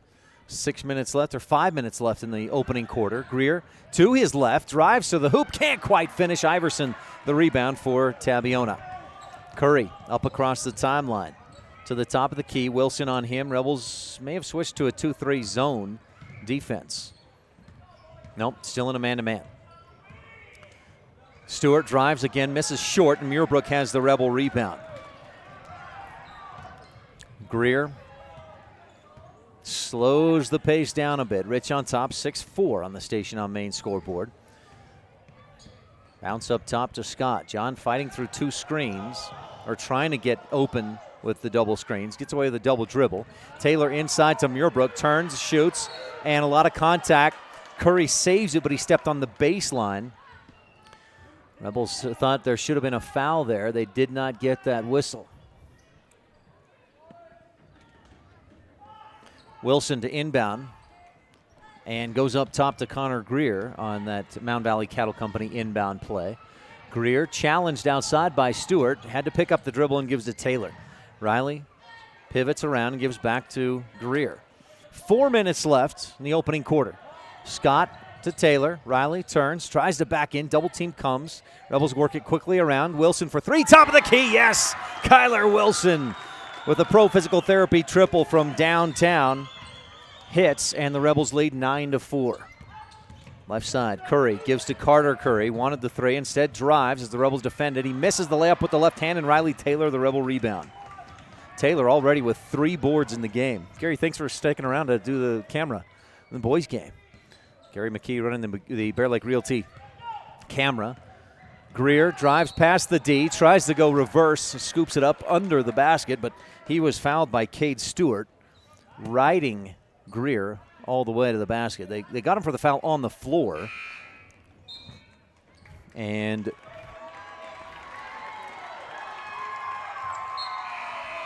so Cade Stewart picks up his first. Into the game comes Roper Jones, a junior. Rebels still with the starters in there, and Greer, Muirbrook, Taylor, Scott, and Wilson playing 4 corners here as they line up for the Mound Valley Cattle Company inbound play. Greer up top looking for Wilson, almost lost it. It was poked away by Jones out of bounds to the Rebels. Tigers can't believe the call. It looked pretty clear cut from here, but they have a different angle than we do. Wilson will inbound from near midcourt. That's the Tiger angle. Everything's a travel, and everything's their ball, right? That's how every fan is. Greer with it, dribbles to his left, finds a lane, up with the right hand. Oh, just misses off the window. Rebound on the floor, and Carter Curry had it. Connor Greer gets away with a reach in, slaps the ball away out of bounds, and Tabiona with the basketball. Greer really attacking the hoop tonight. He hasn't scored yet, but I love the mentality, playing aggressive and attacking. He's going to draw some fouls, and he already has drawn one on Cade Stewart. Down to the left corner, Landon Rhodes making his first appearance of the season, hurt his leg, and has not been able to play much this year. He was expected to be one of the leading scorers for this Tigers team. He and Colton Iverson, the only ones with really much varsity experience from last year's state title team. Wagner at the free throw line, back out to Rhodes. 2:40 left to go. Tabby showing some patience here against a Rebel 2-3 zone. This Rebel team has been better in a 2-3 zone defense than the last few years. These guys rotate better in that zone. Wagner kicks it out. Roper Jones for three. It looks to be on target, and is. Roper Jones hits the triple. 9-7. Tigers with one shot. Climb to within 2. Greer dribbles left and dishes off. Wilson, quick release, misses off the heel of the basket. Wagner with the Tabiona rebound, hands off to Curry. Carter, the sophomore, across the timeline. One-handed pass to Wagner. Out to Jones in the right corner. Rebels stay in the 2-3 zone defense. Roper with the left-handed dribble. Back up top, Curry. Rhodes on the left wing. Rebels rotating. Get down to Iverson in the left corner. Back up atop around the arc. Jones, right side. Curry at the top of the key. Continue to work it around against the Rebel 2-3 zone defense. Rebels lead 9-7 on the station on main scoreboard. Here's Jones again. Three-point shot, no. And John Scott fouled from behind. Iverson going for the rebound. Scott had position. That's a good box out by John. And gives Iverson his first personal foul. Indeed, that's just a second team foul. The other one's on Cade Stewart. Rebels have, as of yet, knock on wood, not committed a foul yet. Truman Huffner checks into the game. He had a career high last night at Cokeville, I believe, 8 points and about 8 or 9 rebounds. I think he had actually 10 rebounds by my count. That's unofficial. Greer through traffic across the timeline, loses it, and that goes to the Tigers. Greer again pressing, forcing, pushing, but tries to do a little too much that time and turns it over. Tabby with a chance to tie or take the lead. 1:20 left, first quarter. Rebel girls a dominant victory, 55-28 over Tabiona's girls team. Out in the right corner, Rhodes tries to bounce inside, throws it off Huffner's leg and out of bounds. To Mike Wagner, IT man here at Tabiona High School and teacher. Father of Mitchell Wagner, number 14. You see him right there in the middle of the paint under the basket. Jaden Grohl subs in for John Scott. John had 12 points last night. That matched his career high. He scored 12 in the season opener against Bear Lake. Rhodes left open. He'll fire from three with the left hand and misses off the window. Kyler Wilson, great rebound, tipped it to himself and then wrapped it up strong. Rebels up to the right wing. Wilson. Taylor turns, gets a screen from Roper Jones, and he and Iverson, boy, what defense by Colton Iverson. Whew, he just got a lid on what Riley Taylor was trying to shoot and grabbed it from Mountain Valley Cattle Company. You know, that's a Rich County 4-H jump ball. Rebels inbound, and Greer looking for Taylor, throws it away. Iverson comes up with a steal. That's a third Rebel turnover. 36 seconds left in the opening quarter. Jones on the right wing. Into the middle, Wagner, one dribble, goes up strong through great Rebel defense. They didn't foul, but contested well. Offensive board for Rhodes, and then outside, Carter Curry with the triple. Knocks it down from straight away, and Tabby takes a 10-9 lead with 20 seconds to go in the first. Greer dribbles to his left, crosses back toward his right, Curry defending. Tries to bounce for Jaden Grohl. He reaches out, touched it at the last second, decided to let it go. Tried to sell it as no, I didn't touch it, but the officials not having it. 4 turnovers in the first quarter for Rich. Tabby with a lead, 10-9, and the ball. 10 seconds to go in the first. Curry across the top of the key. Greer comes out, pressures. Carter dribbles left, hands off. Roper Jones skips it right side. Landon blocked. Landon Rhodes tried to shoot the three, and Truman Huffner came out and swatted it. Early candidate for the Rolene Kennedy at Auto Farm Chevrolet play of the game to end quarter number 1. Rebels down 1 as we head for second quarter action on the Wildlife and MyLocalRadio.com. When you're looking for one location that is centrally located in Wyoming to host a business meeting or corporate retreat, always consider the Come On In Hotel and Suites in Casper first. With meeting rooms and amenities that everyone can enjoy at the Come On In is the best place to host events. The rustic decor, fireplaces, jacuzzis, pool, and large indoor atrium will make your event memorable. Call today and find out the ways we can help make your event a success. Come On In Hotel and Suites in Casper. Call 307-472-6300. In today's world, with so many places to shop and so many options to choose from, sometimes you have to boil it down to one simple question: where do I get treated the best? At Cash Honda Yamaha in Logan, we work hard to make sure every customer knows how much we appreciate them. We love what we do, and we believe in the products we sell. Our goal is to build a lasting friendship with every customer so we can serve you and your family for generations. Visit us today, Cash Honda Yamaha, 3765 US 91, Hyde Park, Utah.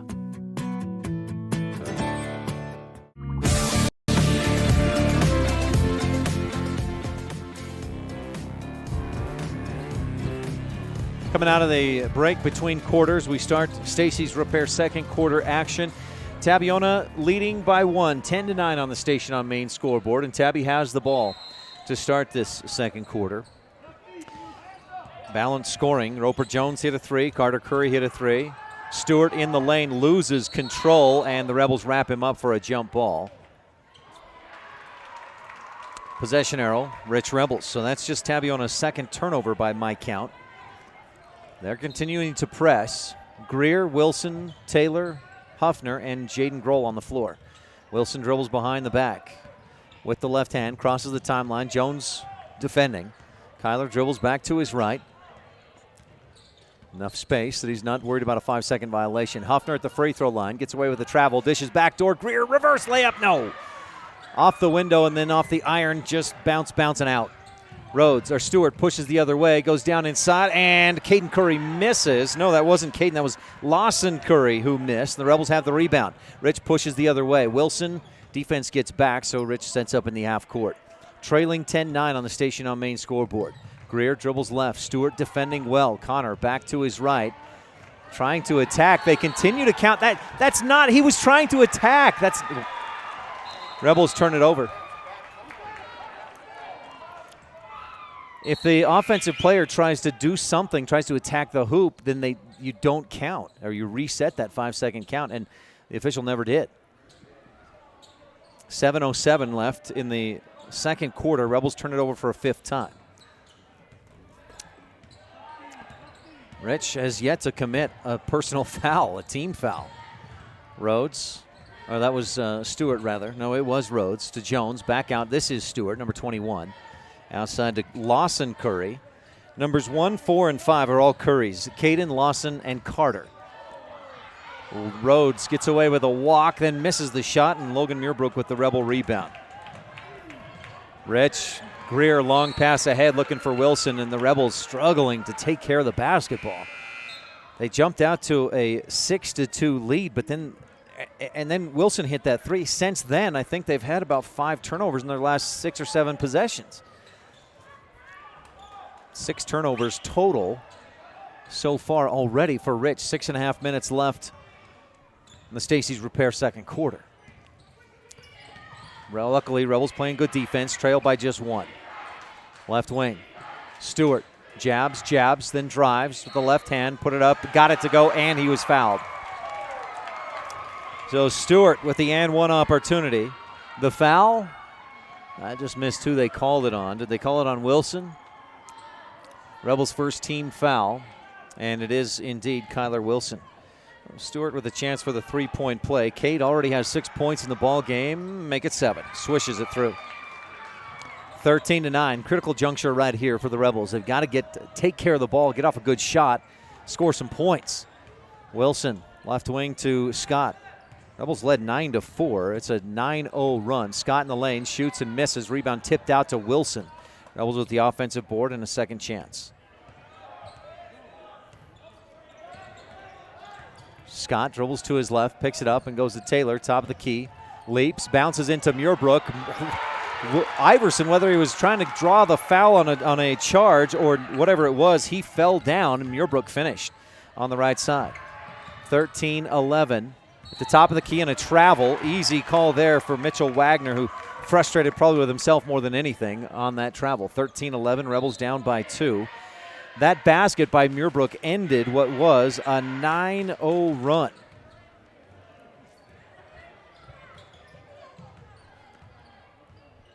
I just got told my sound is not working. Not sure. John Scott dribbling up top. Stewart takes it away, misses on the other end, but Wagner follows. He misses as well, and Riley Taylor has a Rebel rebound. We take a timeout. We'll take one, too. Brought to you by Comprehensive Family Dental and Dr. Sean Grohl, providing quality family dentistry since 1997.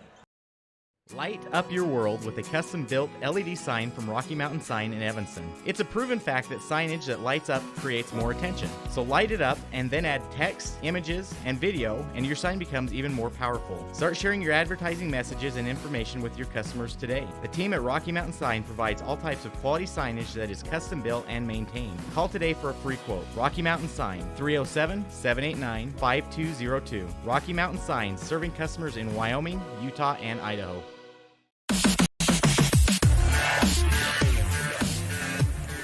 Just got a message from a friend, Chris Staple, that the sound is not working on the broadcast, so continue to keep an eye on the game and try to check on things. Oh, no, just got another message from Colin Pace. The sound is working very well. So apparently we got a bad message somewhere. Rob Leifson, if you're tuned in, why don't we get a second, a third opinion, I guess. Rebels inbound. They've turned it over 7 times, and there's another 8. Scott on the left side got bumped by Caden Curry, but it wasn't enough for the foul, and Curry came up with the steal.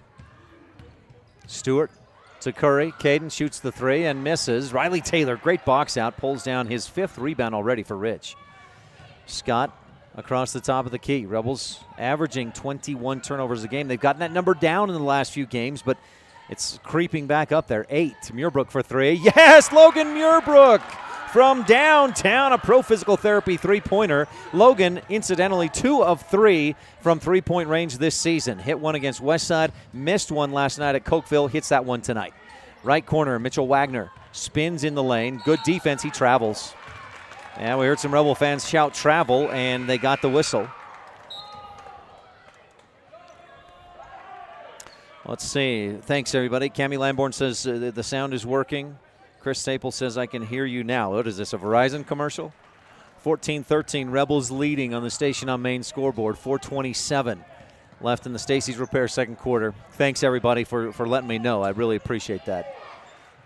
Inside, Taylor finds Muirbrook. Back out, Wilson, right wing 3. Nope, back of the iron. Rebound tipped. Taylor hustling for it, but couldn't tip it away from Ethan Park. And Tabby has it. Curry through the lane, up with the left. Too strong on the left-handed layup, and Truman Huffner with the Rebel rebound. Huffner had a monster block to end the first quarter. Up to left wing. Grohl for 3. Nope, over the top, too strong. Quick rebound and a quick push. Cade Stewart out in front of everybody. Lays it up and in with the right hand. Boy, he is fast. 14-15. Tabby retakes the lead by 1. Grohl on the left wing. Kicks it back out to Wilson. And Coach Brown sends Connor Greer to check in at the scorer's table. Huffner on the right wing, follows a screen, still dribbling, tries the wraparound pass for Taylor and bounced up into his chest, off his chin and out of bounds. 5 turnovers in the quarter, and we're barely past the midway point of Stacy's Repair second quarter. Rebels have got to take care of the ball better. They're lucky to be in this game, let alone down by just 1.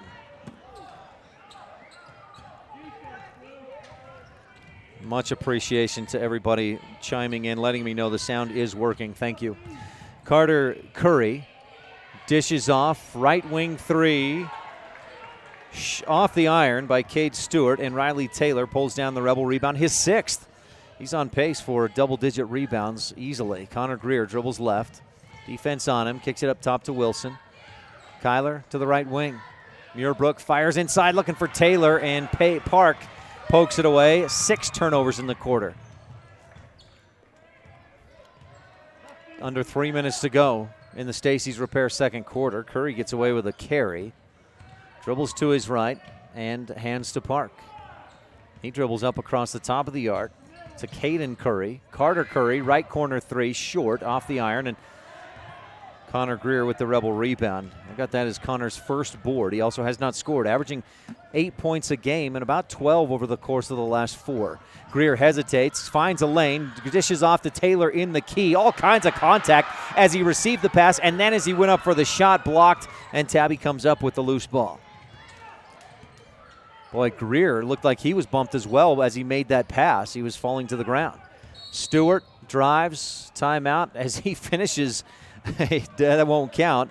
Coach Lee Gines called the timeout. 2:12 left in this second quarter, brought to you by Stacy's Repair in Woodruff. Need a repair? Take it to the ones who truly care. This is Rich Rebel Senior Alex Bell, and you're tuned in to Rebel Basketball on KADQ FM 98.3 and on mylocalradio.com.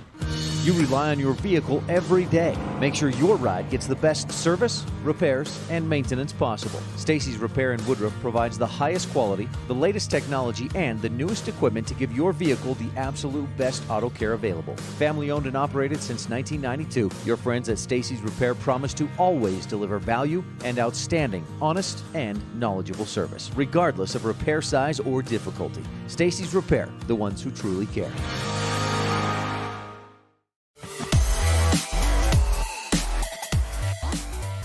Tabiona has the ball coming out of the timeout. We have 2 minutes and 12 seconds left in the Stacy's Repair second quarter, and 3 fouls have been called. 3 in the whole game so far. That's 14 minutes of game time, 3 fouls.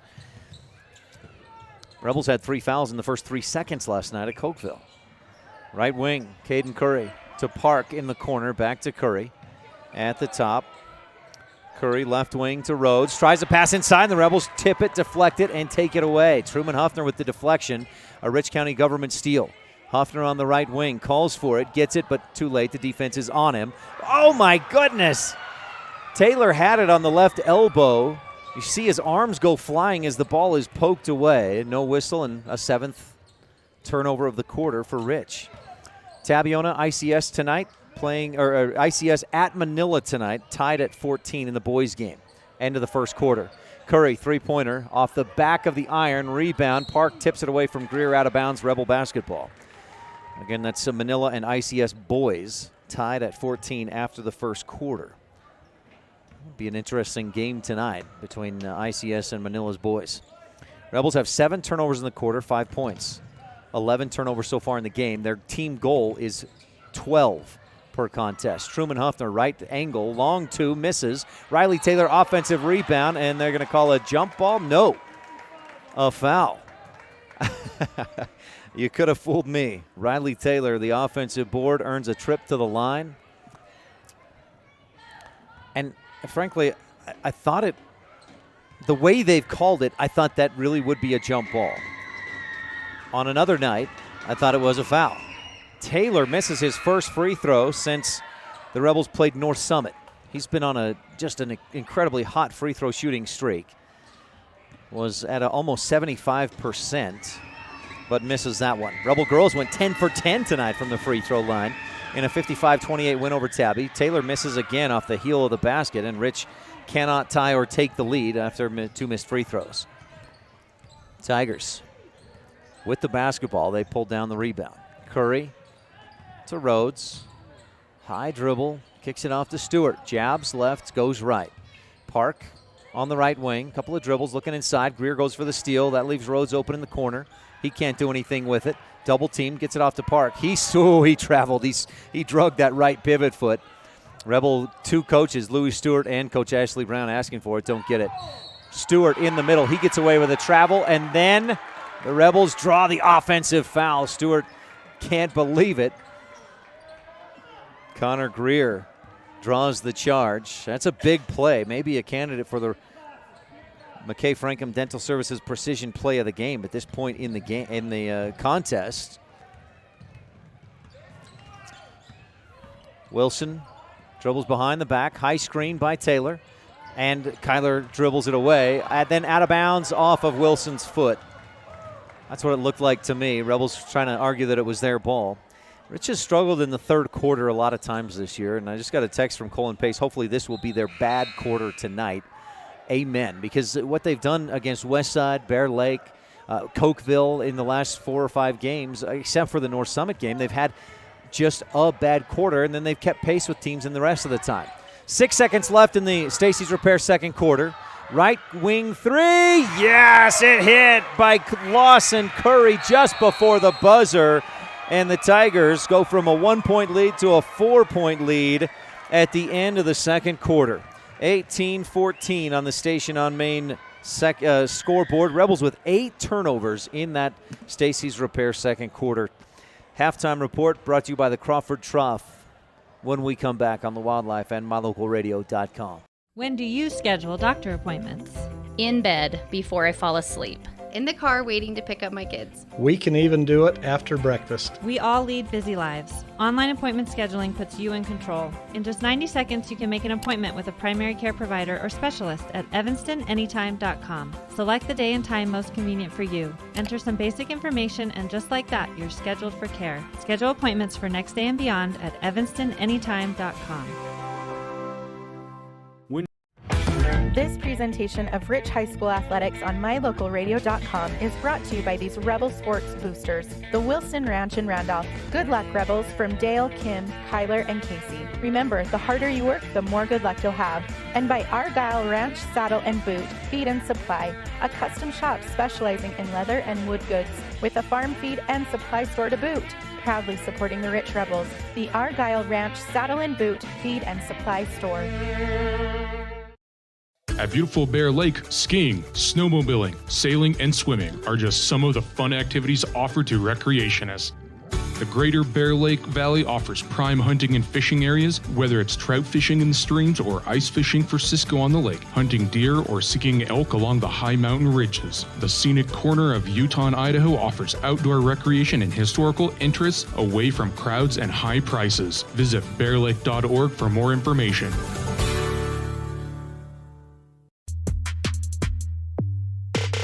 When shopping for a vehicle, it's important to have a good selection of new and pre-owned vehicles to choose from. It's also important to have a knowledgeable salesperson that listens, a finance team that helps you get the payment that matches your pocketbook, and a smart office staff that makes sure all the paperwork is done right. You can always rest assured knowing that our whole team is working for you. Auto Farm Chevrolet, stop in today. We're a community-driven dealer. The best live coverage of local sports, weather, local news, and radio classifieds. Plus job listings, fun giveaways, and more. It's all on mylocalradio.com. Watch live as your high school teams clash with their biggest rivals. Listen to the latest from your team's coaches, catch up on local and regional news, and get accurate weather conditions and forecasts. Visit mylocalradio.com, like us on Facebook, and stream it all now.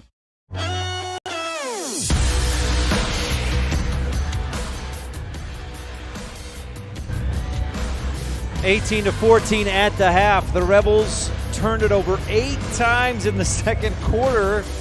Scored 5 points is all, but frankly, you turned it over 8 times. You got to be feeling happy. You're only down by 4 at the break. This is your Crawford Trough halftime report. We'll take a quick break and have your Town of Randolph first half highlights when we return on KDQ-FM 98.3, which is down. Had some equipment issues last night. We're going to get that figured out, I think, tomorrow. So in the meantime, on mylocalradio.com. What could be better than a fresh, mouth-watering burger from the Crawford Trough in Randolph? Top it with cheese and thick-cut bacon, or throw in some mushrooms and make it a double. Now we're talking. Add home-cut fries and a creamy shake, and you might just think you're in paradise.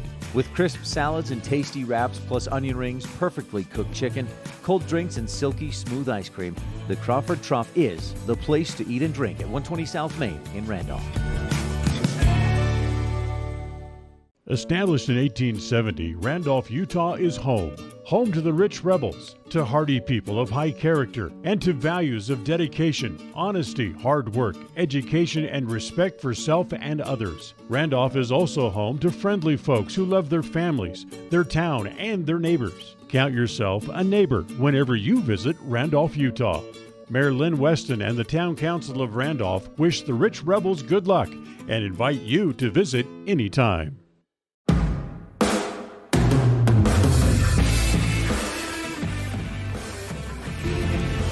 18-14 at the half. Rebels trail the Tabiona Tigers. Rich was down 1 at the end of the first quarter, and frankly, I mean, you look at, they break things down. Rich turned it over 8 times in the second quarter. I had Tabby with 4 turnovers. Neither team could get much offense going, and Rich only scored 5 points in the quarter. That was Logan Muirbrook. He scored all 5 of them, had 7 points to pace the Rebels in that second quarter. But so Rich was outscored 8-5, and only 8-5 because right there at the end of the quarter, Lawson Curry hit a three just before time expired in the quarter. So, all things considered, Rich, I think you got to be feeling not happy about trailing by 4, not happy about only scoring 14 points through 16 minutes of basketball, not happy about 12 turnovers in the first half, but maybe relief that you're only down by 4 on the road at Tabiona, 18-14 at the half. This halftime report is brought to you by the Crawford Trough, the place to eat and drink. Winter hours, you can stop in for lunch or dinner tomorrow. They're open Thursdays through Saturdays, 11 to 7, plus Wednesdays for lunch from 11 a.m. to 2 p.m. Logan Muirbrook had 7 points in that first half. Kyler Wilson, 5, and then Riley Taylor, 2. And that's all the points for Rich. Not much different for Tabiona. 9 points for Kate Stewart. 3 apiece on three-point baskets by Lawson Curry, Carter Curry, and Roper Jones. Halftime highlights are brought to you by the town of Randolph, home of the Rich Rebels. Good luck from Mayor Lynn Weston, board members Sim Bell, Brian Wires, Larry Kennedy, Melanie Lim, and clerk Lana Peart. Again, 18-14 at the half. Rebels they got some good plays in that first half. The three-point bucket by Kyler Wilson. The 3 by Logan Muirbrook to keep things going in the second quarter. And then, boy, one of the highlights for sure, there at the end of the first, Tabiona set up a play. They had, I think it was Kate Stewart or was it Landon Rhodes in the right corner to attempt the 3 just before the buzzer. And Huffner, boy, he elevated high. I've never jumped that high. And Huffner swatted the shot, blocked it as time expired in the first quarter. Big-time defensive play there by Truman Huffner. Again, 18-14 at the half. Rebels down by 4. We've got third quarter action coming up. This halftime report brought to you by the Crawford Trough and first half highlights by the town of Randolph, home of the Rich Rebels. We'll take a quick break and be back with third quarter action on the Wildlife and mylocalradio.com. The best place to stay when you're in Casper, Wyoming is the Come On In Hotel and Suites. This beautiful log hotel offers 5 hot tubs, 1 pool, a fitness center, and fabulous indoor atrium. Offering jacuzzi and fireplace suites, the guest rooms are comfortable and relaxing. Plus, every stay includes a delicious extended continental breakfast. Whenever you're in Casper, stay at the best place. Come On In Hotel and Suites. Come on in today. Come On In Hotel and Suites, Casper. You're invited to come in and visit with the team at Cache Honda Yamaha in Cache Valley today. Our customers are our friends. If you haven't ever been in, stop in today. We'd love to get to know you. If you haven't been in for a while, stop in and let's get caught up. And if you were here yesterday, come back again soon. You always have an open invitation to visit the crew at Cache Honda Yamaha, where our customers are our friends, on US 91 between Logan and Smithfield.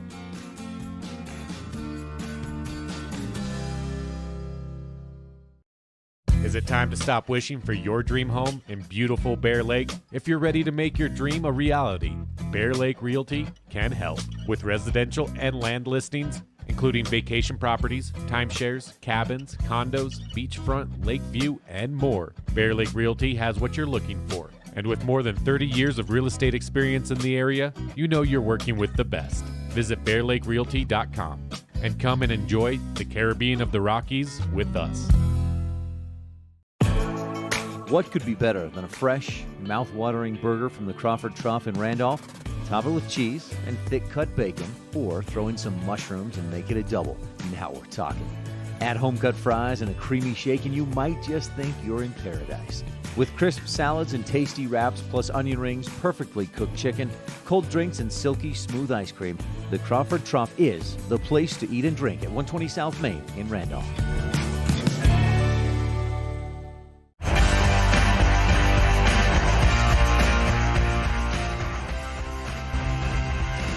18-14 at the half. Some might call it a defensive battle. Rebels, you consider 8 turnovers in the second quarter. Chalked some of that up to Tabiona's defense, but some of that is just Rebels not taking care of the basketball. They've got to take care of it better in the second half. In fact, let's revisit your Thompson Ranch keys of the game for a second here. Number 1, the golden rule. That's take care of the basketball. Battle the boards. I think they're about even with Tabby. There's no clear-cut advantage for either team. And then tough D, limit fouls. The Rebels playing good defense, limiting their fouls. They only committed 1 or 2 fouls in that entire first half. But the golden rule, they did not take care of the basketball. And in a game like this, every turnover means I mean, in any game, every turnover means one less shot you get to attempt. And in a game like this, every single one of those is absolutely critical. Now Manila on top of ICS at the half, 25-23. That's in boys basketball. Just down the road, over the mountains in Manila. Iverson inside. He didn't score in the first half, and he doesn't score here. Misses too strong off the window. Connor Greer with the Rebel rebound. Connor keeps it himself and goes across the timeline. Rebels attacking left to right in this second half. Wilson wants the three, but he travels. If he had shot that, it's not a travel, but since he didn't, it is. 13 turnovers in the game. I'm going to sound like I'm beating a dead horse again and again and again, but we're going to keep going with it because that's been the problem tonight for Rich. 14 points so far in the game, and they've got 13 turnovers. Curry inside. Kicks it back out. Stewart dribbles to the free throw line, then kicks it up top. Caden Curry dribbles left. Then back to his right. The senior picks up the dribble and goes to the top of the key. Wagner, right side. Carter Curry with it. Iverson at the top of the key. Nice jab step. Stewart drives, misses the rebound. Greer tips the rebound out, and Iverson has it. He misses the shot. Greer pulls down the Rebel rebound. Greer up court. Ooh, just fortunate he didn't throw that away. He was looking for Kyler Wilson, and Carter Curry, like a free safety, read Greer's eyes, stepped in front, tipped the ball away, but out of bounds. Rebels fortunate not to pick up turnover number 14. Wilson, the Mountain Valley Cattle Company inbound play, 5 seconds. There's turnover number 14. Rebels have matched their points and turnovers so far tonight.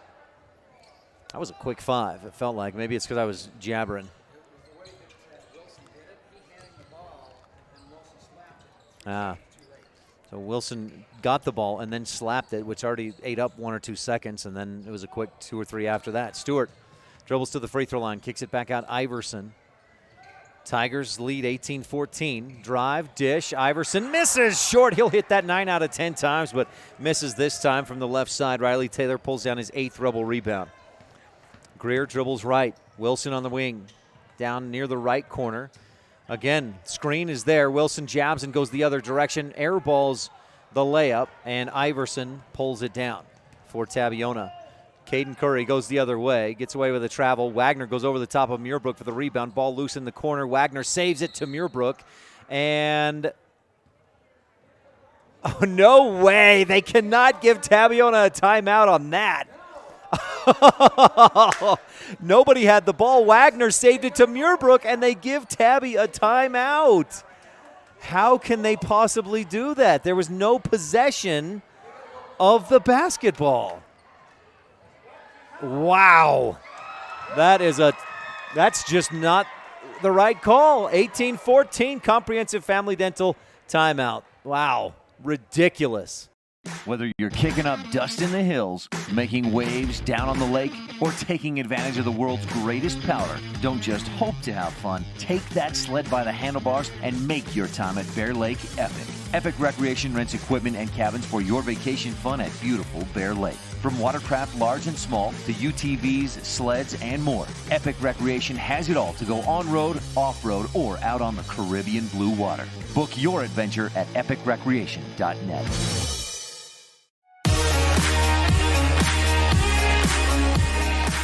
So Tabiona has the ball and inbounds. Curry in the lane, almost has it stripped away. Still in there, throws it away. John Scott with the Rich County Government steal. Scott up to the right wing, picks up the dribble, and lobs in for Taylor. Riley back steps, kicks it out. Muirbrook long two, swish. So Rich overcomes just a terrible officiating call, and Muirbrook hits the two. Logan has 9 in the game. Curry out on the right wing. Rebels in a man-to-man defense. Carter holding, tries to drive, dishes across left corner. Caden Curry for 3, over the top. Offensive board, Mitch Wagner, and the Rebels foul him. So Wagner will go to the line and shoot 2. Tabby leads 18-16 on the Station on Main scoreboard. 5.5 left in the Epic Recreation third quarter. Epic Recreation for all your rentals in Bear Lake. Visit epicrecreation.net. You can also find them on Facebook or call 435-946-EPIC. That's 435-946-EPIC. First free throw for Wagner rattles through. Tigers 2 for 2 from the line. Rebels 0 for 2 so far tonight. Wagner, a second free throw coming, and he hits the back iron and misses. Riley Taylor, the Rebel rebound. Taylor has 9. 19-16, Scott, long pass too long, looking for Muirbrook, and the Rebels turn it over again. 15 turnovers for Rich in this contest. Killing themselves with giveaways. Just bad passes. So Tabiona has the basketball and a 3-point lead, 19-16 on the Station on Main scoreboard. Rich with a few buckets outside and some Bear Lake physical therapy points in the paint. Rhodes dribbles left, gets the shot up over Connor Greer and hits it. Landon Rhodes with his first bucket of the season, to my understanding. Wilson, right corner, right wing. Scott defended by Rhodes. Back to Wilson at the top. Looks left, goes back right to Scott. Tabby and a man-to-man. Taylor sets the screen. Scott shoots the 3 and misses. Rebound. Wagner tips it. Iverson has it for Tabby. It's a good shot you want John to take. He's shooting just 21% from three-point range this season, but he's a good three-point shooter if he can find that straight. Curry drives, and he's bumped on the floor. John Scott picks up his first personal. 21-16, Tabby with a 5-point lead almost midway through the Epic Recreation third quarter. Rebels have got to find a way to make this third quarter better. Inbound to Iverson. Ball poked away out of bounds off of Rich. Rebels contesting that inbound pass. Iverson, look on his face, a little bit sour, maybe thinks he was fouled. Curry to inbound for Tabiona. Stewart rather, in the right corner. Tries to spin, lost the dribble, but nobody there. He gets it back. Carter Curry, just a sophomore. Got some good years ahead of him for this Tigers basketball team. Hands to Stewart. Drives through the lane. Great use of the Euro step. Misses the shot. Iverson, the offensive board, puts it on the floor, trying to rebound, and the Rebels tip it away. No, off of Iverson to Rich. Connor Greer hit that last. Unless I missed something. I mean, we're 30, 40 yards away, Gary, but that was pretty clear on the angle, our perspective. I thought Rich touched that last. But Rich takes over, trailing by 5. John Scott on the right wing. Follows the screen, dribbles left, back right. Wilson, open 3, takes it. He hesitated a bit and missed off the front iron. He goes over the top, and Cade Stewart pulls down the rebound. He shifts into 5th gear, then steps back from the right angle and knocks it down. 12 feet out, Cade Stewart with 11. Tigers lead 23-16. Rebels have got to find a way to get a bucket. And Coach Brown, recognizing that, takes a timeout. 23-16, Tigers lead, 3:43 left in the Epic Recreation third quarter. This is Rich Rebel Senior Kyler Wilson, and you're tuned in to Rich High Hoops on Rebel Radio and mylocalradio.com. Serving Wyoming since 1941, Plains Tire is Wyoming's oldest and largest tire dealer with great locations throughout the state. They'll get you the right tires that offer the best results for your vehicle at the lowest prices, guaranteed. Plus, you can go to any Plains Tire Pro dealer with their nationwide warranty service. And check out their Plains Tire phone app. Come down and see us at Plains Tires on 157 Bear River Drive for all your automotive needs. Hablamos también español.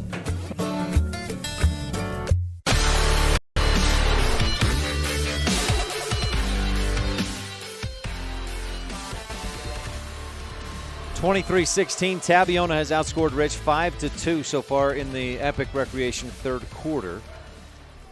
They outscored Rich 8-5 in the second, and the catalyst for that has been Rebel turnovers. 8 turnovers in the second, 3 so far here in the third. Now that's better enough to consider for the Garden City adjustment of the game. Garden City, where families play in beautiful Bear Lake. Visit gardencity.ut.us. Connor Greer holding his left hand or thumb like he got fingers jammed or something.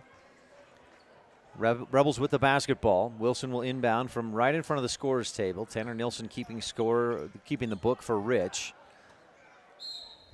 Big bro Jaden, a part of that Rebel team last year that started a bit slow but finished so strong.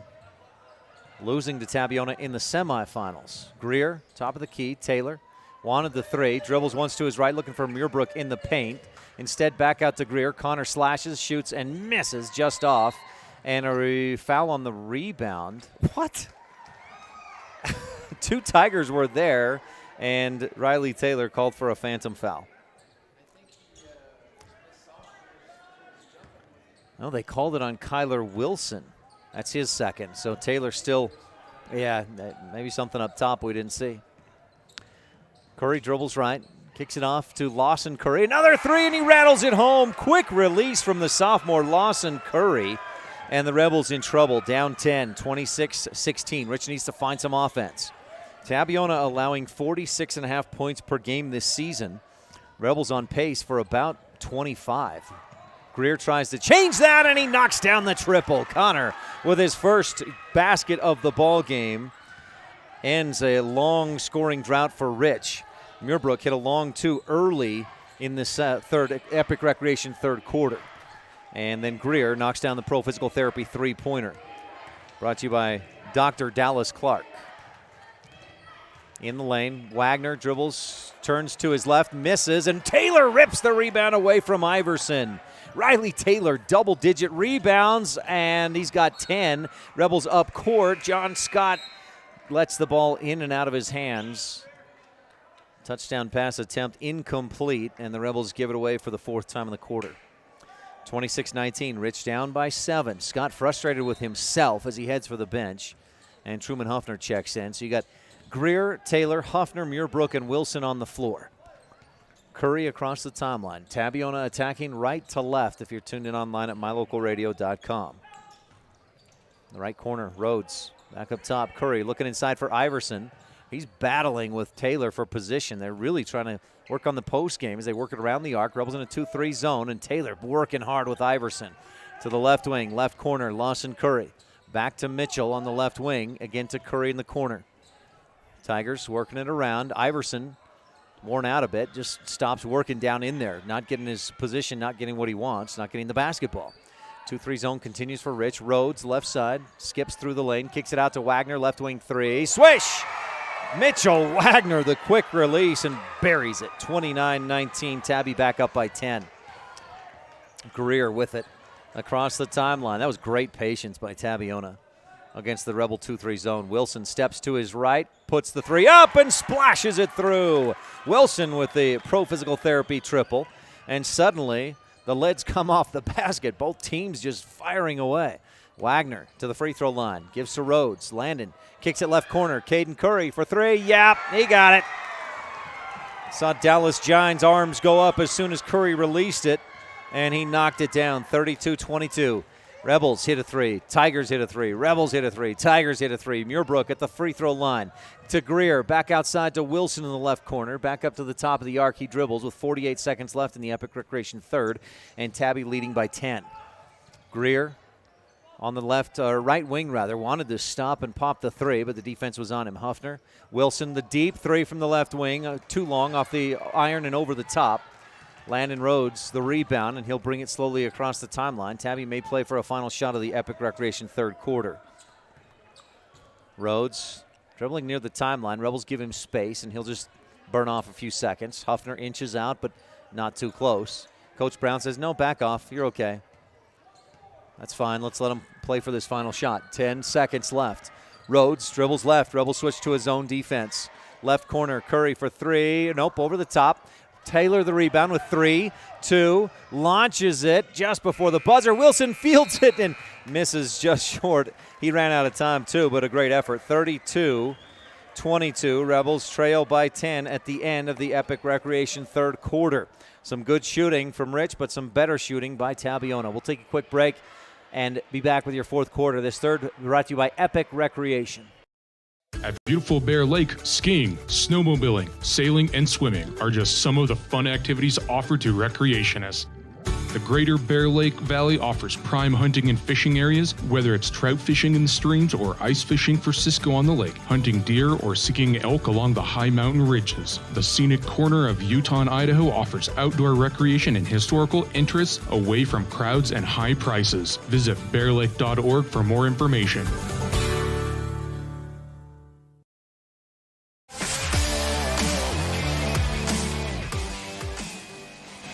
Rebels have attempted 2 free throws in this game. Riley Taylor went 0 for 2 in the second quarter. That's it. 2 free throw attempts. Not much from that Bear Lake Realty free throw line. Speaking of Bear Lake Realty, our camera tonight, operated by Gary McKee of Bear Lake Realty, the most experienced and highest volume realtor in the Bear Lake Valley. Visit BearLakeRealty.com to work with the best. Give them a call at 435-946-8888. If you have family or friends maybe looking for a home in the Bear Lake area, make sure that they work with the best. Bear Lake Realty. Visit BearLakeRealty.com. Rebels have it to start Bear Lake Memorial Hospital fourth quarter action. Taylor at the top of the arc, dribbling, hands off to Greer. Rebels with 16 turnovers, 22 points in the game. Wilson, left corner to Greer, into Muirbrook, and a soft pass. Muirbrook couldn't hang on to it. It was too soft. In fact, landed on his feet, and he just couldn't grab it. Tabby with a 10-point lead. Rebels will need some hot shooting and some great defense. That one turnover, probably as many as they are allowed in this fourth quarter if they're going to come back from the deficit. Roper Jones on the left wing. Greer on him, man-to-man. Jones dribbles left, pick and roll, and Greer pushes Iverson in the back. That's an easy call. Greer picks up his first. Rebel fourth team foul. Count them. Rebels with 4. Tigers have not committed a foul in the second half. Well, they haven't been whistled for one. Let me clarify that. Roper Jones to inbound for Tabiona. 7:29 left to play. Jones fires in up top. Iverson drives, lays it in. Colton Iverson had not scored until that bucket. 34-22, a 12-point Tabiona lead. Greer crosses over, defended by Stewart, all the way up court. Wilson jabs left, drives right, a lot of contact, and Wilson ends up on the floor with a couple of whistles. Jump ball. There's still no indication of what the play was. A foul on the floor. Cade Stewart's third personal. That's the first Tabiona foul of the second half. 7:10 left in the third quarter.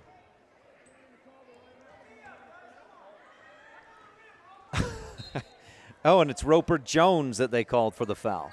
Wilson, Crawford, Troffin, Randolph inbound play. Just has to go up top to Greer. Connor dribbles left, looking for a lane. Finds Wilson back out on the left wing. Looking for Muirbrook. Roper Jones slaps an arm, knocks the ball away. Comes up with a loose ball, but picks up his second foul in about as many seconds. A hit on the arm, and Wilson will again inbound from that far sideline. Rebels really could use a pro physical therapy 3. Definitely need some kind of points. Maybe Bear Lake physical therapy points in the paint. Taylor to the top of the key with the dribble. Hands off to Huffner. Truman dribbles right, looking backdoor for Greer. Not there. Instead fires the 3 and misses with a short air ball. Muirbrook tries to save it but can't. And that's a shot that Huffner, boy, I don't think it's not one you don't tell him don't take that shot. That's a good shot for Truman. He just rushed it. 34-22. Tigers up by 12. 6.5 left to go. Rhodes turns, shoots over the top. Taylor pulls down his 11th rebound of the game for Rich. Rebels need a basket. 6.5 left in the Bear Lake Memorial Hospital fourth, and Coach Brown on the same page with where I'm at. The Rebels have got to find a way to score some points. He takes a timeout. We'll take one as well. Brought to you by Comprehensive Family Dental.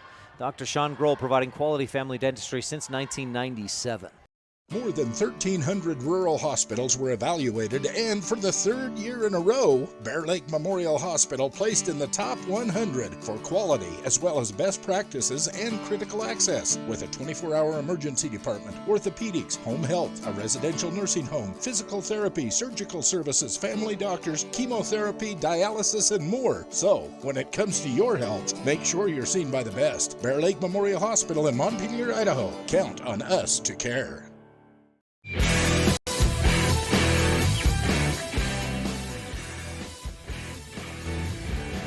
Back at Tabiona, it's the Rebel student section.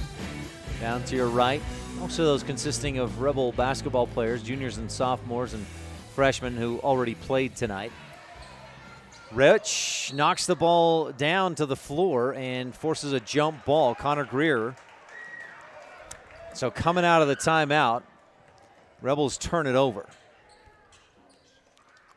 Not what they needed, especially coming out of the timeout. Jump balls are brought to you by Rich County 4-H, empowering young people with the skills to lead for a lifetime. In the lane, an offensive foul against Tabby. Mitchell Wagner picks up his first. John Scott from the baseline to inbound. Tabby putting on some full court pressure with 6 minutes, 14 seconds left to play in the Bear Lake Memorial Hospital fourth. Inbound to Greer. Connor turns, sprints, gets past Stewart, who rides him all the way down to the key, into Taylor, and he'll back it out to the right corner. Tries to get past his defender. Can't. John Scott does get past his defender, but he traveled. He ends up on the floor. Tons of contact, but only whistle is for Rich to turn it over.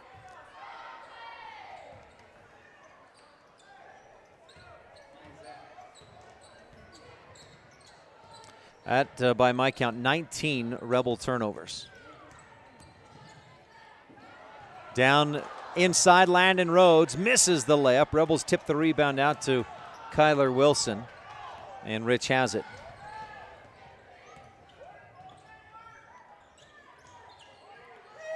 Top of the key, Riley Taylor dribbles to his right, pulls up, and gets it to go. Finally, the Rebels find a bucket.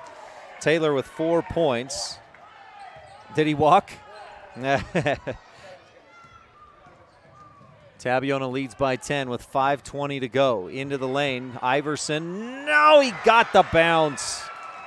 Nice dish from Landon Rhodes.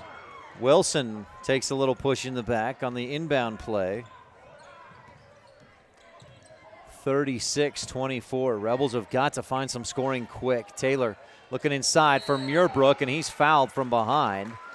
Iverson battling for position. Ball was tapped or swatted into the face of Mitchell Wagner. And the foul is indeed Colton Iverson, but just his second, fourth team foul on Tabiona. This has been a very physical battle, but not a lot of whistles, not a lot of fouls. Rebels inbound from the baseline. Mount Valley Cattle Company inbound play. Greer looking, lobs it up high, and Scott, defended by Park, takes it away.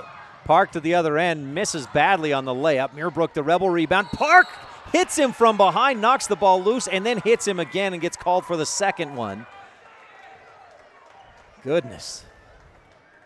I don't know that I've seen so many fouls not called before. They did get to Park that second time, his first personal. Scott to inbound, finds Wilson. Kyler with Roper Jones defending, crosses the timeline. 4:40 left to play. Rich down by 12. Taylor on the right wing, dribbling. Follows a screen by Scott, takes an elbow in the back, no whistle, misses the baseline jumper, and Iverson pulls down the rebound. I shouldn't be surprised. No whistle, that's the only thing more common than a Rebel turnover tonight. Stewart rather. Ball was loose, picked up. Greer coming back from to the backside, going for the steal. And that leaves Rhodes open underneath, but Wilson there to deflect the pass away out of bounds. 4:09 left to play. Manila leads 40-31 over ICS at the end of the third quarter in the boys game. Baseline, Curry to inbound.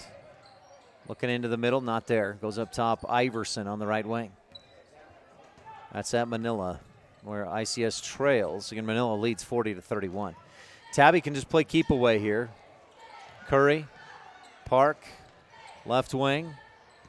Stewart to the free throw line, kicks it back out to Iverson. Rebels have got to take some risks, and it's going to be either a payoff or a problem. Iverson in the lane, stuffed. So a jump ball, and that gives it to Rich. Tigers' 9th turnover of the game. That jump ball is brought to you by Rich County 4-H, empowering young people with the skills to lead for a lifetime. Wilson across the timeline, guarded by Curry. Scott sets a screen. Kyler all the way to the lane, gets away with a travel, lays it up and in. He definitely traveled, but the officials, I think I don't know if this is the thought process. Wilson was pushed as he went to the basket. Maybe they thought, well, if he makes the basket, we'll just give him the basket and not call the travel. I don't know what's going on tonight. Maybe I need to reread the officials' rule book because I have no clue after what I'm seeing in this ball game. 36-26, timeout on the court, and it's a full one, so we'll take one as well on the Wildlife and mylocalradio.com. It's human nature to think the grass is always greener on the other side of the fence. That's not always true, especially when it comes to buying vehicles. This is Dennis Lynch, General Manager at Auto Farm Chevrolet. Dealerships pay the same price for new vehicles across America. The fact is, the best deals are right here, in your own backyard. The difference is that our employees are your neighbors, people you can trust. Please visit us first, Auto Farm Chevrolet. We are your community-driven dealer.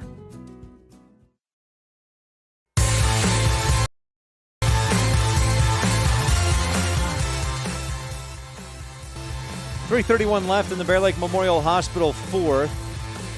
Kyler Wilson gets the James Harden treatment. Travels, doesn't get called for it, and hits the shot. 36-26. Rebels down by 10. Tabiona basketball. Biggest problem tonight for Rich has been turnovers. 19 turnovers with 26 points. Rebels come out of the timeout with Taylor, Greer, Muirbrook, Wilson, and Scott on the floor. Stewart in the quarter lowers the shoulder and the elbow and gets to midcourt. Then across to Curry. Greer goes for the steal, doesn't get it. Pass across the lane to nobody. Tigers turn it over. Rebel pressure pays off this time. 3:19 left to play. Bear Lake Memorial Hospital fourth.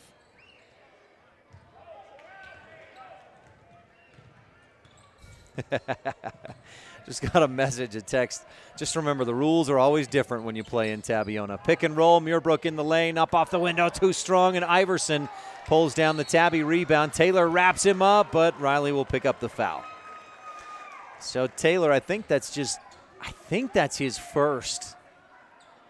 Because I marked him for one earlier that actually wasn't on him, and it is just Riley Taylor's first personal foul. 3:03 to go. Rebel 5th team foul. Tabby with 5 as well. 36-26. And John Scott bumps Stewart with the body. And again, that's in a normal game, that's a foul. But the way they've called it tonight, I wouldn't expect that to be whistled. But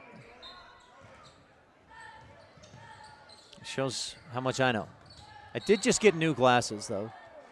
I don't know if that's helping tonight. Connor Greer steals the inbound, but dribbles it on the baseline, trying to maintain possession. So Tabiona will inbound again. Rhodes into the corner. Rebels have a chance to trap, and they do. They take the ball away. John Scott with it. Loops it up and in with the right hand. Scott's first bucket, and Coach Brown takes a timeout. 36-28. Rebels get the takeaway. That's a Rich County government steal. And we'll mark it down as a precision play of the game candidate, brought to you by McKay Frankham Dental Services at reasonable rates for the whole family. There's some Rebel coaches down there. Cody Lundgren, Jesse Calder, Ty Tingy, Rebel girls coaches. Oh, they get them on that screen, on that shot. Good call. Rebel girls won big tonight, 55-28 over the Tigers. 36-28, excuse me. The Rebels come in at 1-10. Tigers came in at 7-6. Both teams scoring in the mid-40s. Rebels, though, have allowed 60 points per game. Rich has played a little bit tougher schedule. Of course, Tabiona's played some tough teams as well. They had a much closer game against Paiute than Rich did. They beat Altamont this year, and Altamont beat North Summit. You looked at those scores, and I thought because of the way that Rich lost against North Summit, you had some concern coming into this one that Tabby could come up with a dominant win, but no, it's been close. Tabby hung tight with Wendover, lost by 14. Lost in a close one to Monument Valley, and hung with Duchesne as well. And Tabiona leads by 8, 36-28.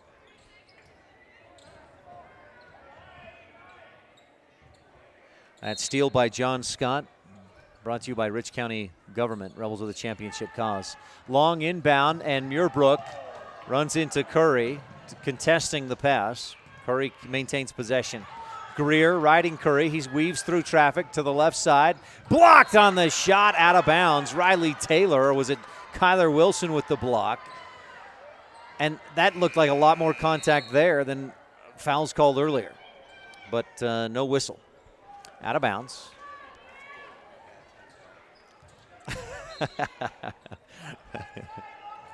Curry to inbound for Tabiona, long in up to Landon Rhodes. He dribbles back to his left and then hands off to Stewart. 2.5 left in the Bear Lake Memorial Hospital fourth, and Rich is going to have to come out and pressure on the ball and try to force some kind of turnover. Stewart, double teamed, gets it away to Landon Rhodes. Double team comes again. Wilson got away with a slap on the arm. Pressure comes again, and they get it off to Stewart. Long pass to Curry. He'll dribble back out to the top of the arc. Rich maybe needs to foul here, and they do. Cade Stewart, I don't know if that's who you want to foul, but Stewart will go to the line. He's got 11 points, hasn't scored yet in this fourth quarter. Paced the Tigers with 9 points in the first half. 1-1. That's Kyler Wilson's third personal, Rebels' 7th team foul. And Stewart swishes the first. Cade, a junior. Just recapping the Rebel JV. The boys lost the freshman and JV games. Stewart's second free throw off the back iron, and Wilson tracks down the rebound in the corner. 37-28, a 9-point deficit. Rich needs some pro physical therapy 3-point shots. Wilson dribbles right, gets through the lane, scoops it, got it to go, and he's fouled. He gets the continuation there. Boy, he got the James Harden treatment earlier on the travel that wasn't whistled. He gets the LeBron James continuation there and has a chance for the 3-point play. Wilson, with 12 in the ball game, can make it 13 and bring Rich, make it a 2-possession ball game if he can hit this free throw, and he swishes it through. That's just the third free throw of the game that Rich has attempted. Third. Rebels foul Landon Rhodes as he heads up court. Landon has not attempted a free throw. The Tigers, I emphasize that Rich has attempted 3 free throws tonight. The Tigers not much more. Not many more, I should say. They're 3 of 5. They've only attempted 5 free throws. Rhodes will attempt number 6 and 7 for Tabiona. And Rhodes, no, that was, sorry, I said 6 and 7. This is a 1-and-1. He misses the front end. That's all he gets. Rebels get away with another travel, 37-31, as Taylor pulled down the rebound on that miss. Scott for 3. It's short off the front iron. Wilson fights for the rebound with Jones. It's on the floor. Can we get a jump ball? Can I hear possession arrow? Tabiona. Riley Taylor, I've got with 12 rebounds in this ball game. 1:37 left to play. And Rich down by 8. Excuse me, down by 6. 37-31 on the station on main scoreboard. Wagner inbounds. Stewart to his right. Rebels pressure and foul. Connor Greer picks up his second. End of the third quarter, Manila leads ICS 40-31. I think I said that a minute ago, didn't I? So Stewart to the line, and that's a 9th Rebel team foul, so still a 1-and-1 for Tabiona. Rebels fans, coaches shout box out, box out. Stewart makes that a moot point as he swishes the first free throw. Stewart will shoot one more. That makes it a 3-possession ball game rather. 7-point Tabiona lead. Rich needs to come down, hit a pro physical therapy 3, and then get the ball back. Stewart hits the second free throw as well, 39-31. Scott across the timeline. Let's see what the Rebels dial up here. Scott on the left wing. Follows a screen by Muirbrook, free throw line. To Muirbrook on the pick and roll, and Logan fouled. Stops the clock at 1:23. Muirbrook heads to the line to shoot 2 Bear Lake Realty free throws. Logan, 9 points in the game. A 64% free throw shooter this season. Hits the first. Last night at Cokeville did not attempt a free throw before he fouled out midway through the fourth.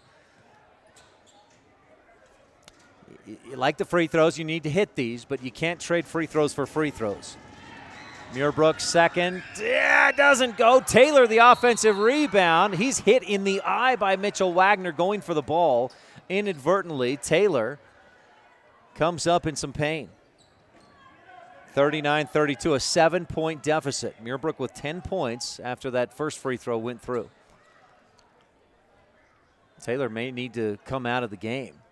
Coach Brown tells Huffner to head in as Taylor, still holding his left eye, says he gave a motion of fingers just came out and jabbed me right in the eye. So Huffner, Muirbrook, Greer, Wilson, and Scott on the floor. Rebels down 7 with 1:21 left to play in the Bear Lake Memorial Hospital fourth. And a whistle. One of the officials was not ready for play to start. 9 Rebel team fouls, 7 Tabiona team fouls. Roper Jones gets the nod to check back into the game. And what? They give it to Rich. I totally missed what just happened. Did Tabiona's guy, was he not supposed to move on the baseline? Did he step over the line? I'm not sure. Greer, maybe it was a jump ball and the possession arrow, Rich Rebels. Wilson dribbles to his left. He's fouled, hits the shot after the whistle. Was it a jump ball, Rebel basketball? Okay. So Wagner and Taylor got tied up, and it lost in all the hoopla of Taylor getting poked in the eye was that it was a Rich County 4-H jump ball. Kyler Wilson at the line, shooting 2, or is it a 1-and-1? I should have looked at the officials to see what they indicated. Looks like the players ready to fight for the rebound. So it was a 1-and-1, but Wilson says it doesn't matter. I'm hitting both. And he knocks down the first. Kyler having a good night. Let's see. 2, 3, 4, 5, 6, 9, 14, 15 points as he hits the second Bear Lake Realty free throw as well. And Rich within 5, and they foul Curry down in the corner. Almost got a jump ball, but not quite. 1:13 left. We're on to the double bonus. I kept talking about how physical this game had been and so few fouls, and then suddenly we're at the double bonus. And Carter Curry, a sophomore with 6 points in the game, misses short on the front end. Boy, that was way short, too. That was a tightrope that hit the bottom side of the front of the rim.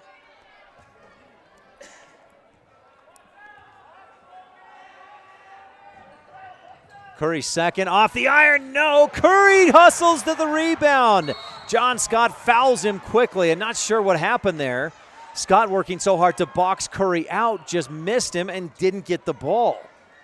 So Curry fouled immediately again by Scott, who picks up his 4th. And Curry goes right back to the line to shoot 2 more. He's 0 for 2 in the ball game. Oh, and a 5-point game, mistakes like that equal a loss. Curry misses again, short off the front iron. He walks back. Landon Rhodes, a senior teammate, says, it's okay, you got this one, Caden. It's a 5-point game. Rebels down with 1:09 left to play. Curry's second one, back iron and down through. He's got a flat shot, but that one goes in.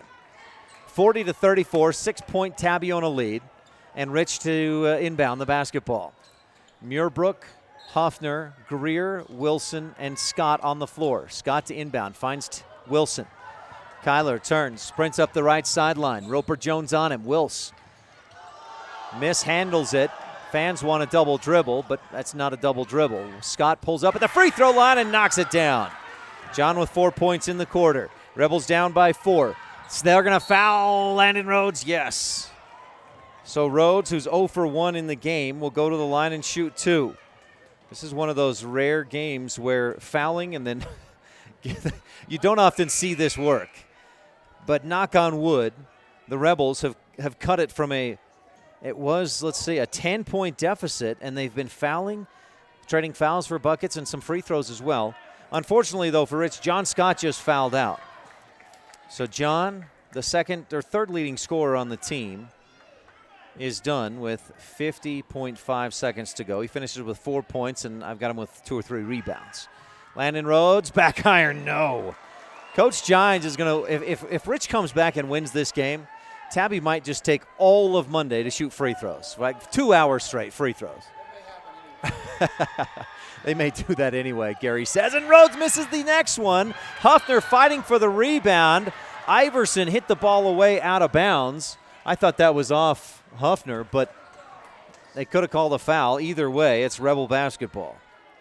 Rich down by 4, and some water spilled as Huffner and Iverson hustled for that ball. Huffner was bumped into the Gatorade bucket, and some water spilled onto the floor. So they could clean that up and give a hand to Dawson Allred, the senior, out there on the floor for Tabiona. Doing the job.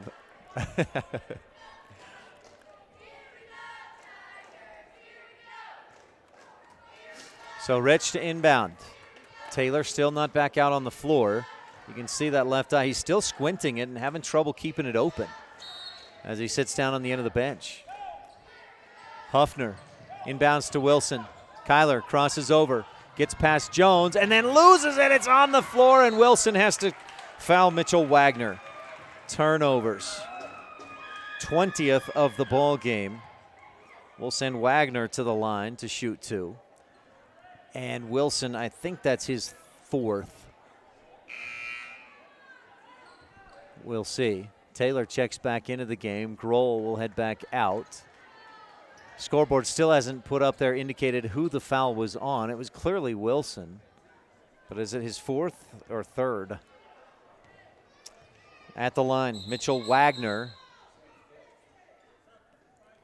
His 5th. I must have missed one. I had that as only his 4th, and he's got a frown on his face, furrowed brow, saying, no, that's not 5 on me. But apparently, the official says, yep, like it or not, Kyler, your day is done. So Wilson fouls out with 42.8. Second game in a row, the Rebels have fouled 2 players out. Let's see, 10 plus 5 more is 15 points in the game for Kyler Wilson. Hit a pair of pro physical therapy 3-pointers, pulled down 4 rebounds by my count. Mitchell Wagner at the line, shooting 2. And can he fare better than his teammates? So far, so good. He hits the first. Wagner, 2 of 3 at the line tonight. That puts Tabiona up by 5. This next one would make it a 6-point lead. Rich would need 2 threes in 42.8 seconds. Wagner's second, rattles and pops out, but Iverson rips the rebound away from Taylor. He's in the corner, and Rebels want to travel, and they get it! I don't think that was a travel, was it, Gary? He grabbed it, put his right foot down as his pivot foot, and then stepped down on his left foot to keep his balance. That was not a travel. Oh, my goodness. Huffner to inbound. He finds Grohl. Jaden to Greer. Connor dribbles left, finds the sideline to the left wing. Taylor wanted the 3, but the defense right on him. Huffner launches the deep 3 and almost hit it off the back iron. Muirbrook the offensive rebound, and Coach Brown takes a timeout, maybe his final one, with 22.3 seconds left to play in this Bear Lake Memorial Hospital 4th quarter. We'll take a quick timeout and be back on the Wildlife and MyLocalRadio.com. It's human nature to think the grass is always greener on the other side of the fence. That's not always true, especially when it comes to buying vehicles. This is Dennis Lynch, General Manager at Auto Farm Chevrolet. Dealerships pay the same price for new vehicles across America. The fact is, the best deals are right here, in your own backyard. The difference is that our employees are your neighbors, people you can trust. Please visit us first, Auto Farm Chevrolet. We are your community-driven dealer.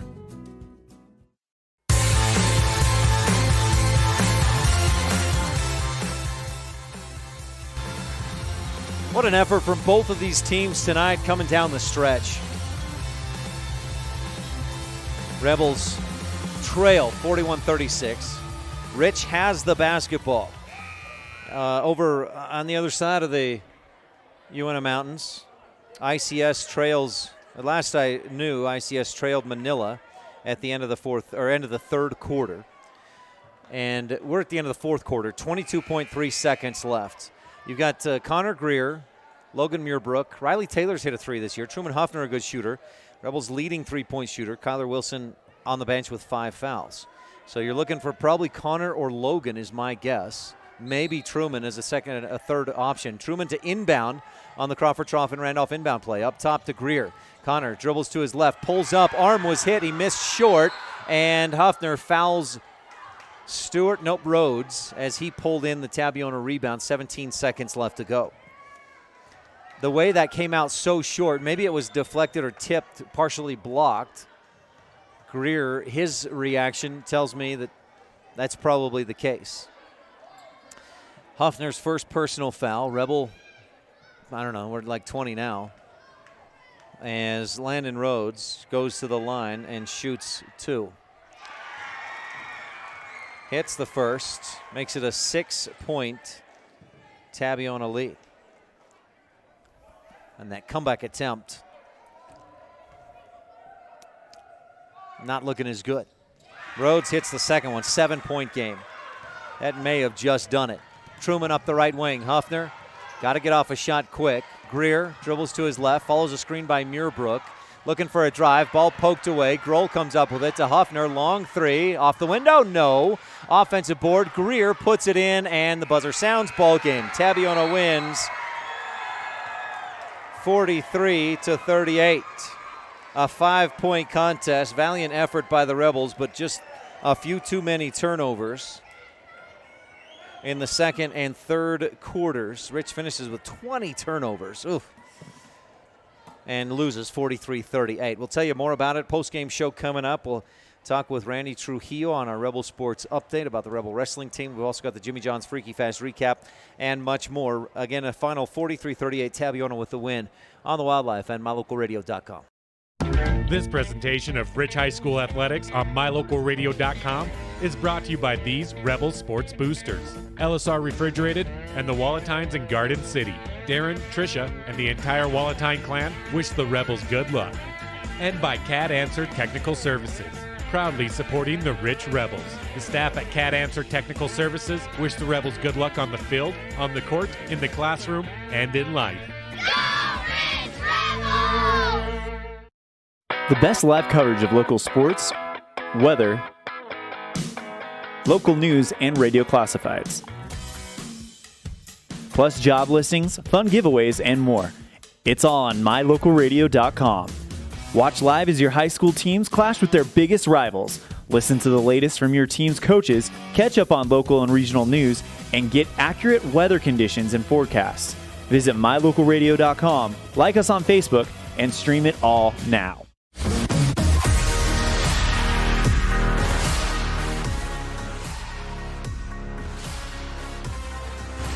Rebels scored 22 through the first 3 quarters, 16 in the fourth quarter, and fall just short. Time for your Jimmy John's Freaky Fast recap. Jimmy John's at 113 Front Street in Evanston, where they spend 6 hours daily slicing all natural meats and fresh produce for your 30-second sandwich.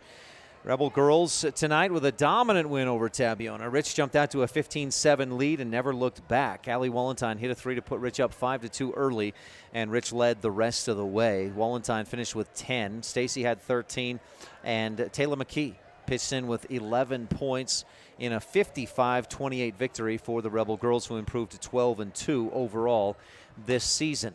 And then that was followed up by the Rebel boys game, and they jumped out to an early 4-0 lead. Tabby battled back and took a 10-9 lead into the break. In the second quarter, Rich turned it over 8 times, scored 5 points, and that put them in a hole of 4-point deficit. That hole grew bigger as Tabby outscored Rich 14-8 in the third quarter. And going into the fourth, Rebels trailed by 10. Rich, a valiant effort, battled back. They got some big shots late. John Scott, Kyler Wilson, who scored 7 points in the fourth quarter, finished with 15, but just couldn't get quite enough shots to come all the way back and had too many turnovers, 20 turnovers, and lose 43-38. That's your Jimmy John's Freaky Fast recap. The Rebels boys dropped to 1-11 on the season. Tabby improves to 8-6 on the boys. And again, the Rebel girls at 12-2, with Tabby dropping to 11-4. Jimmy John's Freaky Fast recap, where fresh and fast meet, 113 Front Street in Evanston. Stay tuned. We've got the Rolene Kennedy at Auto Farm Chevrolet shot and play of the game, the Garden City adjustment of the game, and the McKay Frankham Dental Services precision play when we return on the Wildlife and mylocalradio.com. Business cards are a powerful and inexpensive way to promote the goods and services you offer. You can design your own cards or have the professionals at Weststar Printing design your business cards. Now with same-day and next-day turnaround on all business card printing, you don't have to wait. Get your business cards today. Professional quality, inexpensive prices, and quick turnaround. Visit Weststar Printing, 243 7th Street in Evanston, across from the library. Weststar Printing, 307-789-5202. Folks have many reasons to visit Casper, Wyoming every year, whether it's work, high school sports and activity, a romantic getaway, or business meetings. The best place to stay when you're in Casper is the Come On In Hotel and Suites. A beautiful log hotel offers 5 hot tubs, a pool, fitness center, and a fabulous indoor atrium. You can also reserve meeting rooms for your next event, and each stay includes an extended continental breakfast. Reserve your rooms today at the Come On In Hotel and Suites in Casper, Wyoming. Call 307-472-6300.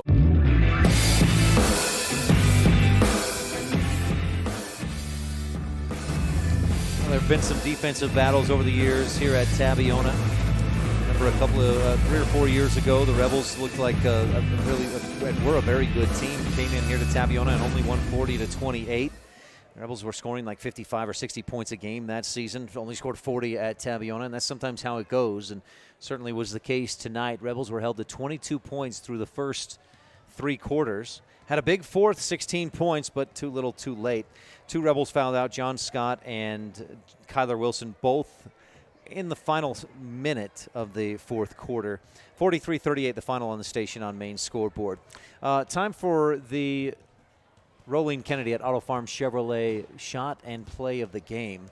And the Rolene Kennedy shot, I'm trying to think here, maybe Logan Muirbrooks 3. Kyler Wilson hit a 3 early to put Rich up 9-4. Muirbrooks 3 in the second quarter put Rich up 14-13. Boy, tough to pick one of those shots of the game. Brought to you by Rolene Kennedy at Auto Farm Chevrolet. The Rolene Kennedy play of the game, boy, one stands out really. I mean, there were a bunch of good plays by Rich. An and one by Kyler Wilson. John Scott had some big shots in that fourth quarter, but just not quite enough. But the play I think that we're going to go to is end of the first quarter. Tabby had it with time running down and tried to get a shot off just before the buzzer. Truman Huffner came over and said, nuh-uh, wagged that Dikembe Mutombo finger, swatted the shot, and preserved just a 1-point deficit, 10-9. So Truman Huffner with the Rolene Kennedy Auto Farm Chevrolet play of the game. Garden City adjustment of the game. Garden City, where families play. You can visit Garden City anytime. It's in beautiful Bear Lake, the Caribbean of the Rockies, and visit gardencity.ut.us. The McKay Frankham Dental Services precision play of the game. John Scott, late in the fourth quarter. Well, actually, early in the fourth quarter with the Rebels trailing by 10, needing some life. They hadn't scored in a couple of minutes and needed to find some offensive production. Scott got the steal, took it all the way to the other end, and laid it up and in for the precision play of the game, brought to you by McKay Frankham Dental Services at reasonable rates for the whole family. That's 307-789-8910, 170 Arrowhead Drive, number 1. And I should put up that McKay Frankham Dental Services precision play graphic while I talk about that. All right, more of the postgame show coming up. We're going to hear from Rebel wrestler Randy Trujillo. The Rebel wrestlers last night were in Lyman, and tonight and tomorrow at the Wind River tournament. Up in the Wind River area, near Riverton Lander area. We'll hear from Randy when we return. We're going to final score, 43-38 on the boys' game. Tabiona wins. In the girls' game, Rich wins 55-28. This is Rich Rebel Senior Kyler Wilson, and you're tuned in to Rich High Hoops on Rebel Radio and MyLocalRadio.com.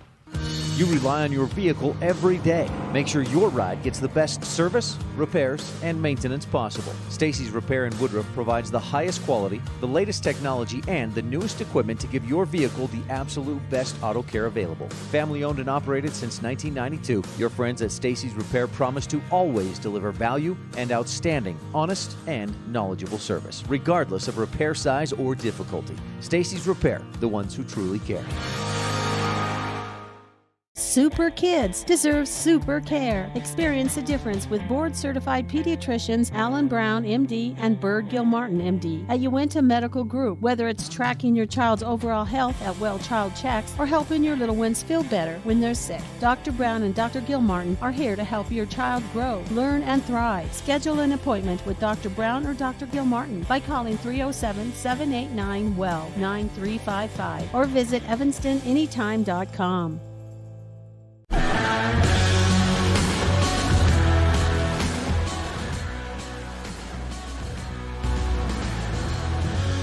(43-38) the final.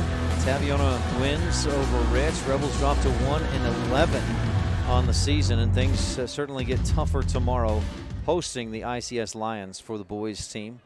Then it's at Mount Vernon versus Manila at ICS, and home against Tabiona on Friday, February 7th. Rebels will get back at it again tomorrow, hosting ICS, which is at Manila tonight. Last I heard, end of the third quarter, Manila led 40-31. All right, moving on in our post-game show with the Rebel Sports Update. That's what I was looking for, Rebel Sports Update. I talked with one of the Rebel wrestlers earlier this week with sophomore Caitlin Nye at Rich High School. Caitlin, thanks for your time. You're welcome. How's your sophomore year going? It's going pretty well. It's fun. Is this your second year on the drill team? Yes, it is. Had you danced prior to Rich High School, like being on the drill team? Had you done other dancing before? No, I was actually a soccer player before. Kim played soccer, right? Mm-hmm, she did. And so what got you, or why did you decide to be on the drill team? I don't know. My sister was like, there's drill team tryouts. You should just try out, because I couldn't play basketball or anything. And so I just decided, sure, why not? And then I just fell in love with it. What do you love about it? Well, everybody on the team is like really nice and very they help me for everything. And it's just so much fun. I love to dance, so. What do you love about dancing? What makes it so much fun? Just the dancing part. Yeah, it's just, there's just so many different things that you can do with it, and you can like express yourself, and so that's why I like it. You guys, I know there's like the character and the different types of dances that you compete with. Which ones are you in? Which numbers or which dances?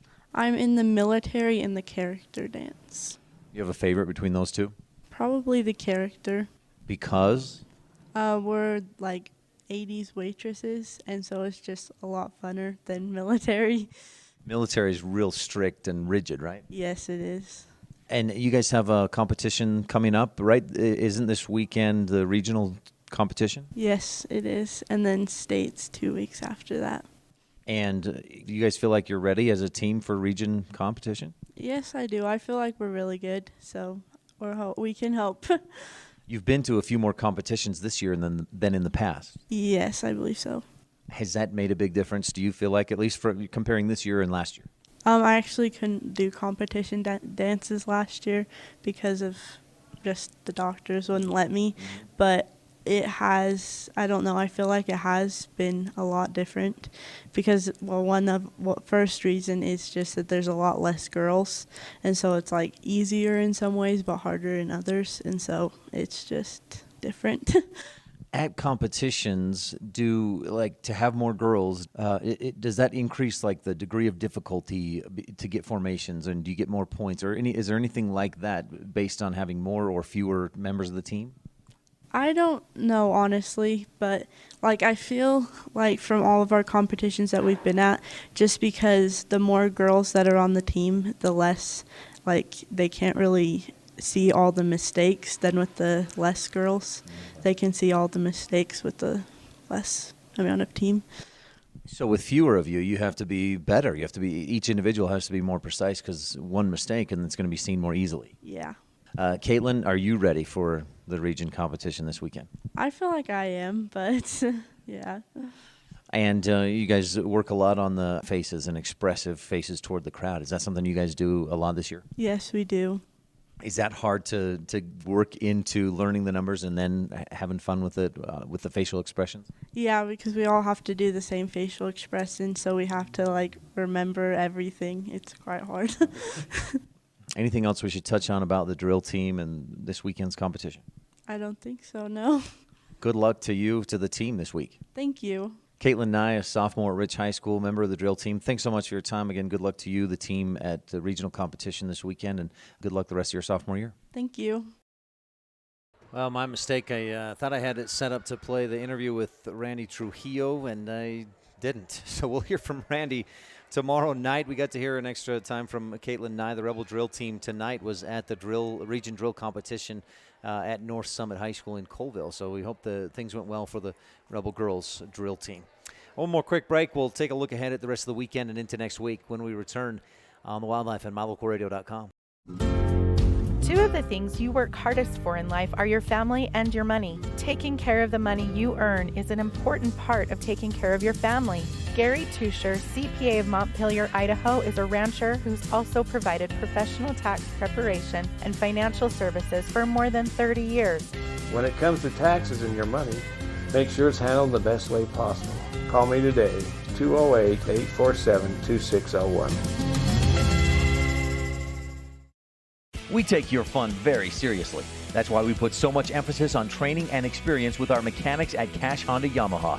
Whether you're getting it ready for an upcoming season, putting it away for the winter, having routine maintenance, or have a mechanical problem, we want to make sure that when you're ready to have fun with it, it's ready for you. Don't trust your fun to just anyone. Make sure you bring all your service work to Cash Honda Yamaha in Cache Valley.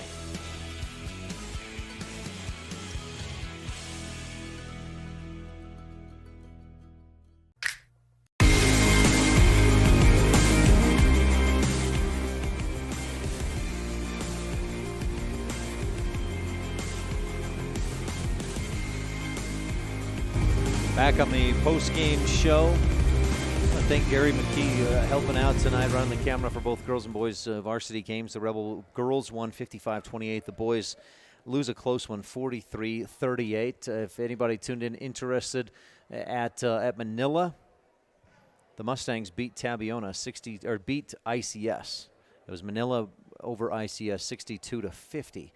And Manila definitely a very good team, and they earned the win over ICS. So things shaping up pretty tough in Region 22.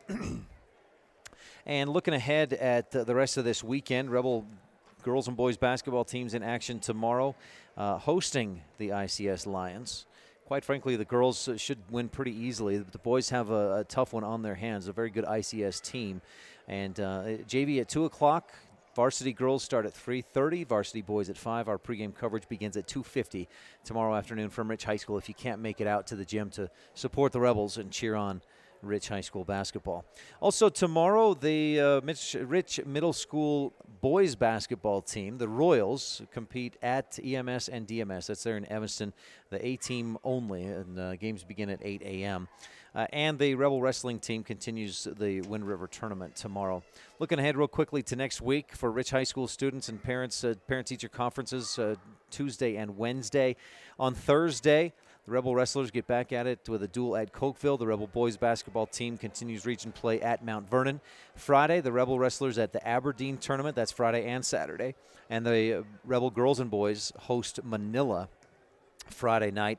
And then Rebel boys, or the girls rather, play host to North Summit on Saturday. So plenty of action next week in Rebel hoops, wrestling, and more. Again, we're going to wrap this thing up now. Boy, they're turning the lights out on us. So we'll our final score on the station on main scoreboard. The Rebel girls win 55-28. The boys drop a close one, 43-38. Join us tomorrow when Rich hosts ICS at Rich High School. Our pregame coverage starts at 2:50 on mylocalradio.com. And hopefully, we'll see if we can get the equipment working again after last night's storm knocked us off the air, hopefully on KADQ-FM as well. For tonight's videographer, Gary McKee, our producer, back in the studio, and everybody who helped out tonight. I'm Ryan STEINECKERT. Thanks for tuning in. We'll talk with you again soon.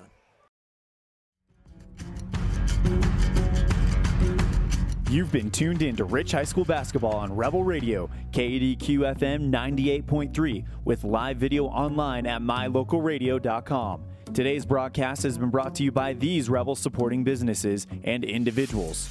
Auto Farm Chevrolet, the Bear Lake Convention and Visitors Bureau, by Plains Tire of Evanston, the Come On In of Casper, The Store, by Evanston Regional Hospital, Westar Printing and Rocky Mountain Sign, Cash Honda Yamaha in Logan, and by MyLocalRadio.com. The proceeding has been a wholly owned production of MyLocalRadio.com and Cook Brothers Broadcasting, no portion of which may be used or rebroadcast without the express written consent of Old West Media. Our executive producer is Val Cook.